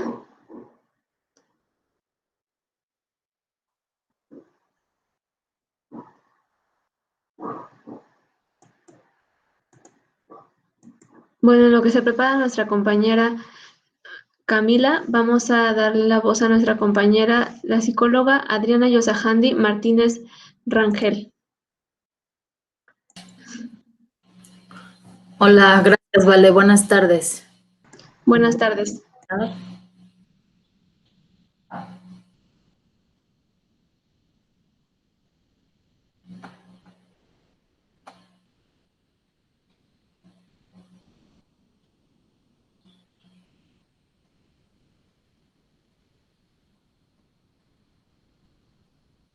¿Ya se ve completa?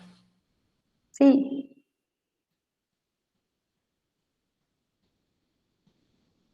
Bueno, Sofi, por eso me dio un poco de risa cuando empezaste a presentar, porque elegimos las mismas. Ya pues, muy buen gusto.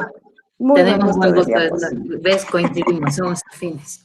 Bueno, yo voy a presentar la evaluación del aprendizaje como parte de los procesos de formación docente en los entornos virtuales. Como varios de ustedes han ya mencionado, pues se trata de una situación que no tiene antecedentes, ¿no? No podemos citar como la referencia previa, como decir, bueno, la ocasión anterior que pasamos por una pandemia lo manejamos o lo hicimos de esta manera. Y en virtud de que no hay antecedentes, pues bueno, todo lo que estamos haciendo, la verdad es que parte de la experimentación, ¿no? Del identificar qué situaciones proponemos como viables, ensayarlas y bueno, pues obviamente a partir de los resultados tratar de identificar qué es lo que está funcionando y qué es lo que, bueno, pues hay que modificar, ¿no? Hay que ajustar.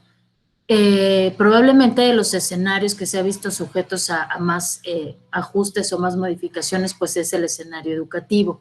De acuerdo con la UNESCO, alrededor de 185 países tuvieron que suspender las clases en todos los niveles educativos, además de otros países que suspendieron las clases de forma parcial.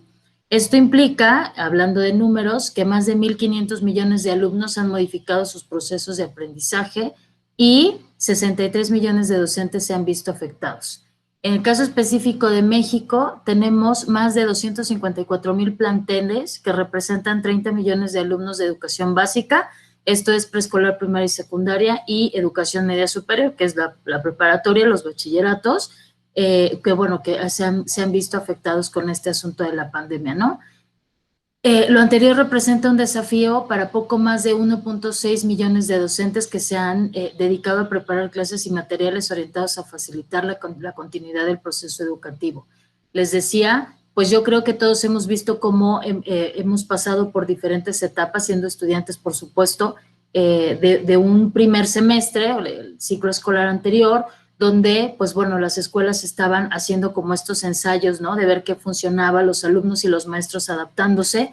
Sin embargo, bueno, los maestros se han visto en la necesidad de tener que prepararse para saber manejar recursos y herramientas digitales. No han tenido otra opción. La verdad es que una de las cosas que más probablemente ha impactado, pues es que las escuelas han hecho lo que han podido con lo que han tenido, ¿no? Desde hablando de recursos, hablando de tener que preparar sus instalaciones para hacer un entorno digital, de tener que capacitar a sus maestros. A lo mejor las nuevas generaciones de docentes, pues evidentemente están más familiarizadas con el uso de los recursos digitales, con el celular, con las aplicaciones, pero bueno, ciertamente en el sistema educativo pues tenemos a mucha gente que tiene que son de otras generaciones y que a partir pues de estas experiencias previas pues no son diestros en el manejo de las herramientas digitales, ¿no? Entonces es de las cosas más fuertes que se ha tenido que, digamos, como adaptar en el ámbito educativo, preparar a los docentes para que tengan como la capacidad de dar clases no presenciales, ¿no? Por supuesto, esto no estoy hablando de los entornos rurales, en donde evidentemente pues esto no ha sido factible, y donde pues seguramente todos hemos visto en las noticias o le hemos dado seguimiento a casos de maestros que van directamente a las casas de los alumnos, que improvisan algún tipo de aula, que generan algún tipo de seguimiento personalizado, pero bueno, no a partir de las herramientas digitales, ¿no? Hablando de algo más general, algo más urbano tal vez, o a lo mejor sí en comunidades rurales, pero bueno, donde está la accesibilidad, perdón, a los medios digitales y al internet, pues bueno, esto ha sido, ¿no? Como un común denominador, tener que capacitar, formar a los maestros. Y además de todo esto, pues no se puede dejar de lado la aspiración de ser una escuela incluyente, ¿no? ¿Por qué? Porque estos chiquitos con necesidades educativas especiales también están ahí, detrás de la pantalla o detrás de cualquier, vamos, en este contexto educativo, y entonces, bueno, pues los maestros siguen siendo piezas fundamentales para implementar acciones que desde la escuela están orientadas a atender a los alumnos con necesidades educativas especiales. Es decir, el maestro tiene que, pues, manejar, no sabía si decir dominar, tiene que manejar la parte de la tecnología, pero además también no puede dejar de lado que tiene a ciertos alumnos o que tiene una matrícula heterogénea y que tiene que pensar la clase digital en línea y todo lo demás, pero también tiene que considerar a estos alumnos que presentan necesidades educativas especiales, ¿no? Entonces, bueno, pues se ha hecho más necesario que nunca la implementación de un proceso de capacitación y formación docente. Como antecedente les voy a contar, esa soy yo, en la escuela donde generé mi proyecto de intervención, donde estoy generando mi proyecto de intervención de tesis. Mi proyecto de intervención consiste en una propuesta de formación que está dirigida a preparar a los docentes para que sean capaces de detectar y atender a alumnos que presentan altas capacidades y simultáneamente un trastorno, el trastorno por déficit de atención e hiperactividad. Como muchos de ustedes saben, esta combinación de dos diagnósticos se llama doble excepcionalidad. Y bueno, les platico, les describo un poco el entorno. Yo pude generar una parte importante de mi proceso de intervención de manera presencial. La escuela se ubica, es una primaria que se ubica en Xochitepec. Desde la SEP está identificado como un escenario rural por las condiciones geográficas. Y una de las características principales de Xochitepec, quien ha tenido oportunidad de estar ahí, pues es que la señal es muy mala, la señal es muy deficiente. Entonces, la escuela tuvo la necesidad, a petición de los maestros, de ellos como institución, traer una red o generar una instalación especial para que los maestros pudieran venir a la escuela a impartir sus clases. Es decir, incluso hay zonas en donde no hay internet, o sea, hay zonas en donde no hay ningún tipo de servicio, ningún tipo de compañía ofreciendo internet. Digamos que la escuela está en una zona más, tal vez más céntrica, y de ahí, bueno, surgió la idea de generar una instalación especial, porque además, pues bueno, afortunadamente y derivado de diferentes programas que se están generando en este momento, que se generaron a partir de la pandemia, pues sí hubo alguna compañía que ofreció traer estas cuestiones como técnicas muy especiales para poder facilitar la accesibilidad a internet por parte de los maestros, ¿no? Entonces, bueno, la escuela se encargó de eso y esto ha implicado que las maestras, los maestros, toda la plantilla docente asiste a la escuela a trabajar. De hecho, están en sus aulas. Entonces, lo que pasa es que ahí tienen su computadora y tienen, pues, los materiales, ¿no? Además, con lo que imparten clase, y ellos, bueno, pues están ahí, no tienen a los alumnos, evidentemente. Lo que sucede es que desde ahí imparten sus clases a través de alguna plataforma digital. Ellos están trabajando mayoritariamente con Meet, ¿no? Entonces, por esta razón, tuve la oportunidad de sí hacer mi intervención una parte de manera presencial, porque, bueno, pues los maestros ya estaban ahí en las clases. Si se alcanzan a ver las paredes en la fotografía, que esa era la intención de la fotografía, es una escuela ecológica. Por ser una escuela ecológica, los salones son sumamente grandes. Entonces, bueno, pues tuvimos como las condiciones para poder estar, eran solamente 8 maestros, bueno, eran 7 maestras, el maestro de música y su servidora, ¿no? Entonces, ese fue el número que tuvimos autorizado y, bueno, pues la intención es que tenían que estar a cierta distancia, no podían estar, obviamente, pegaditas las maestras, o sea, tuvieron que estar casi que con flexómetros se tomaron medidas para que las maestras pudieran estar a 2 metros de distancia cada una. Y, bueno, pues la mayoría de las sesiones del proceso de intervención se generaron así, en estas condiciones que estoy describiendo. Ahí no se ve, pero toda la escuela tiene estaciones de medidas sanitarias, ya saben, el termómetro, el gel antibacterial, en el piso hay tapetes con, bueno, pues esta parte del sanitizante y demás, ¿no?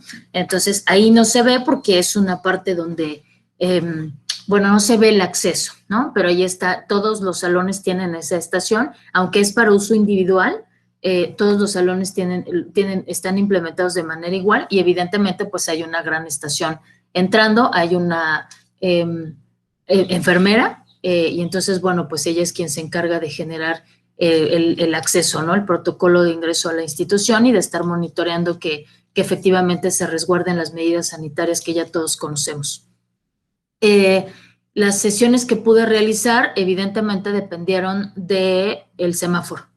Cuando el semáforo cambió de color, ya no pude realizar las sesiones presenciales, sobre todo, esto fue el semestre anterior, sobre todo, bueno, cuando recordarán que previo a diciembre, que el semáforo nuevamente cambió de color, pues bueno, ya no tuve oportunidad de entrar, ya no fue posible, sin embargo, sí alcancé a dar algunas de las sesiones del programa de intervención de manera presencial.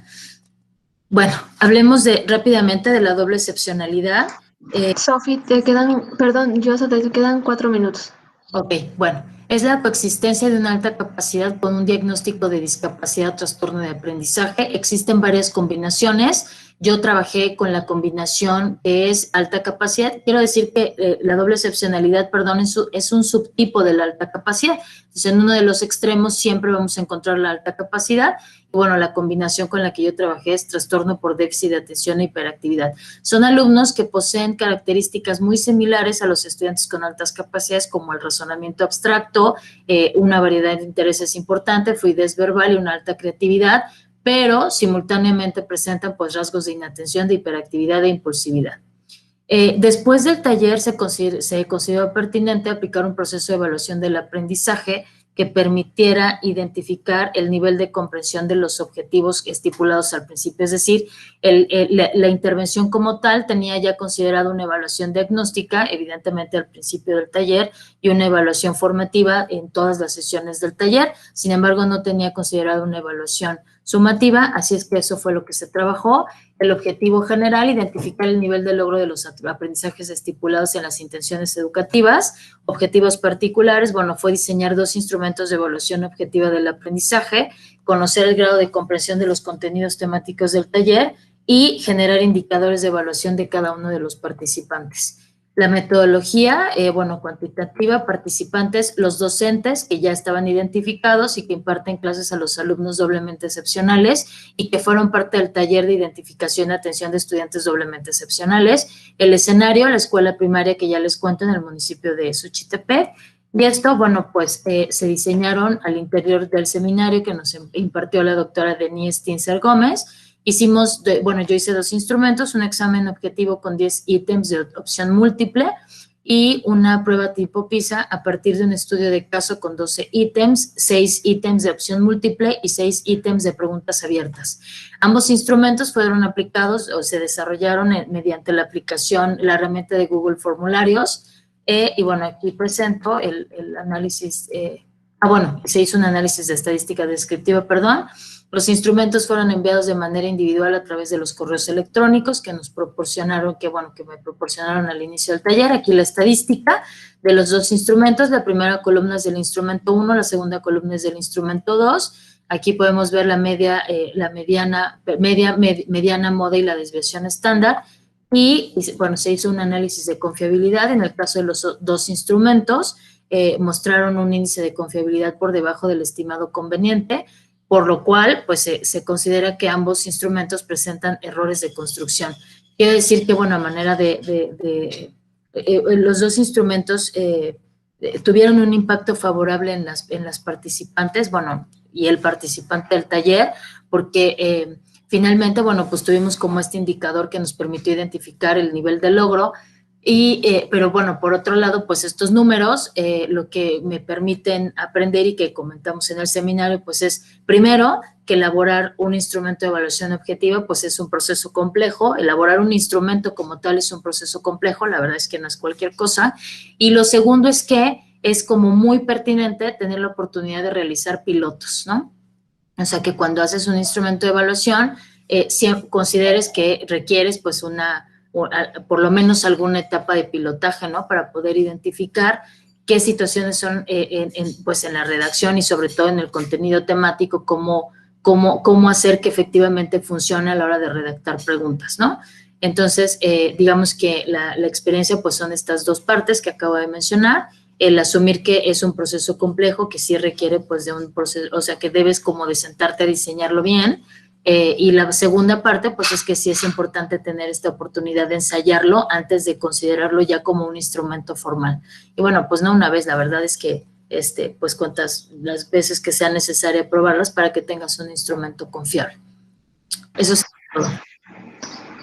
Muchas gracias, Rosa.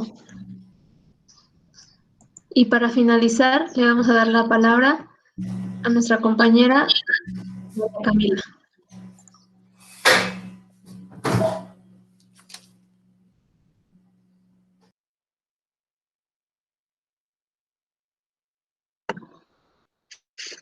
Buenas tardes con todos. No sé si ya se mira mi pantalla. Ya se ve. Bueno, el ejercicio que yo realicé el anterior semestre dentro del marco de la materia de aprendizaje escolar dirigido por la doctora Deni, fue un ejercicio relativamente sencillo en donde se buscaba evaluar algunos conocimientos relacionados con conceptos básicos sobre investigación. Para esto se realizó la construcción de una prueba de opción múltiple y una prueba tipo PISA. En este sentido, estas pruebas se aplicaron a 21 estudiantes de segundo semestre de psicología de la Universidad Autónoma del Estado de Morelos. Las edades de los chicos oscilaron entre los 18 y los 35 años.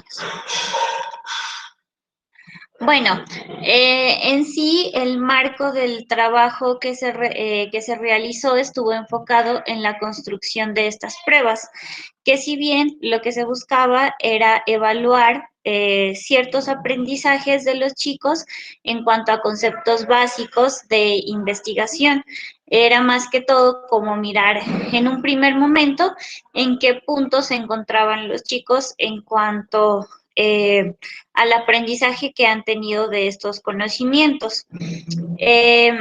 La prueba de opción múltiple tenía un total de 13 puntos y las preguntas que se construyeron estaban relacionadas a buscar que los chicos puedan sintetizar información, puedan analizar información, puedan relacionar información, entre otros aspectos se buscaba con esta prueba. Teniendo en cuenta también la emergencia sanitaria, se buscó aplicar estos instrumentos a través de la plataforma de Google Forms. Igualmente, se realizó la construcción de una prueba tipo PISA, la cual tenía un total de 15 puntos. Y lo que se buscaba de manera general fue la exposición de un caso relacionado con investigación en donde los chicos pudieran aplicar los conocimientos básicos sobre investigación a este caso. Y se realizó también por la plataforma de Google Forms. En cuanto a esto, en cuanto a los resultados, se pudo evidenciar en la prueba de opción múltiple que los chicos obtuvieron un promedio de 7 puntos. un rango de calificación entre 2 y 12 puntos. Entonces, al respecto, podemos mirar que si bien no fue una puntuación relativamente alta, sino una puntuación como promedio, por decirlo así, se puede identificar que existían confusiones relacionadas con conceptos básicos en investigación. Entonces, por ejemplo, había muchas confusiones relacionadas con lo que se refiere a conceptos muy básicos como los enfoques que se manejan en investigación. Por ejemplo, como en qué consiste si yo aplico una investigación a nivel cualitativo o a nivel cuantitativo o a nivel mixto. Entonces eran como conceptos muy básicos. Si bien hay que tener en cuenta que los chicos son de segundo semestre, pues es un punto que se puede considerar para futuras ocasiones en donde sea necesario reforzar este tipo de aprendizajes. Igualmente, en la aplicación de la prueba tipo PISA, en esta sí se obtuvo un promedio muy bajito de 2.76, en donde se puede identificar que la calificación pues está muy debajo de lo que se esperaba. Entonces, pues esto concuerda mucho con la aplicación de la anterior prueba, en donde ya como una prueba tipo PISA ya busca aún más la aplicación de conocimientos, entonces pues claramente era esperable que se obtengan calificaciones bajitas en cuanto a lo que se buscaba de la aplicación de conocimientos básicos de investigación. Y para concluir, y creo que a pesar de que es un ejercicio relativamente sencillo, es muy importante que se reflexione a nivel de las herramientas de aprendizaje que están manejando los docentes en cómo, a pesar de la situación por la cual estamos pasando, qué estrategias están utilizando para que los chicos de verdad manejen los conocimientos que se busca que los chicos aprendan.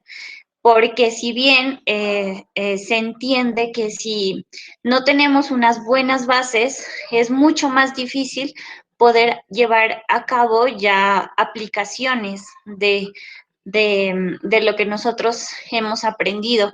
Y esta puede que sea algo muy, puede que sea algo muy entendible, ¿no? Pero usualmente esto es algo que se presenta en muchos niveles a nivel de educación, tanto a nivel de los chicos que tienen una educación de primero, o que tienen ya educaciones a nivel más superior.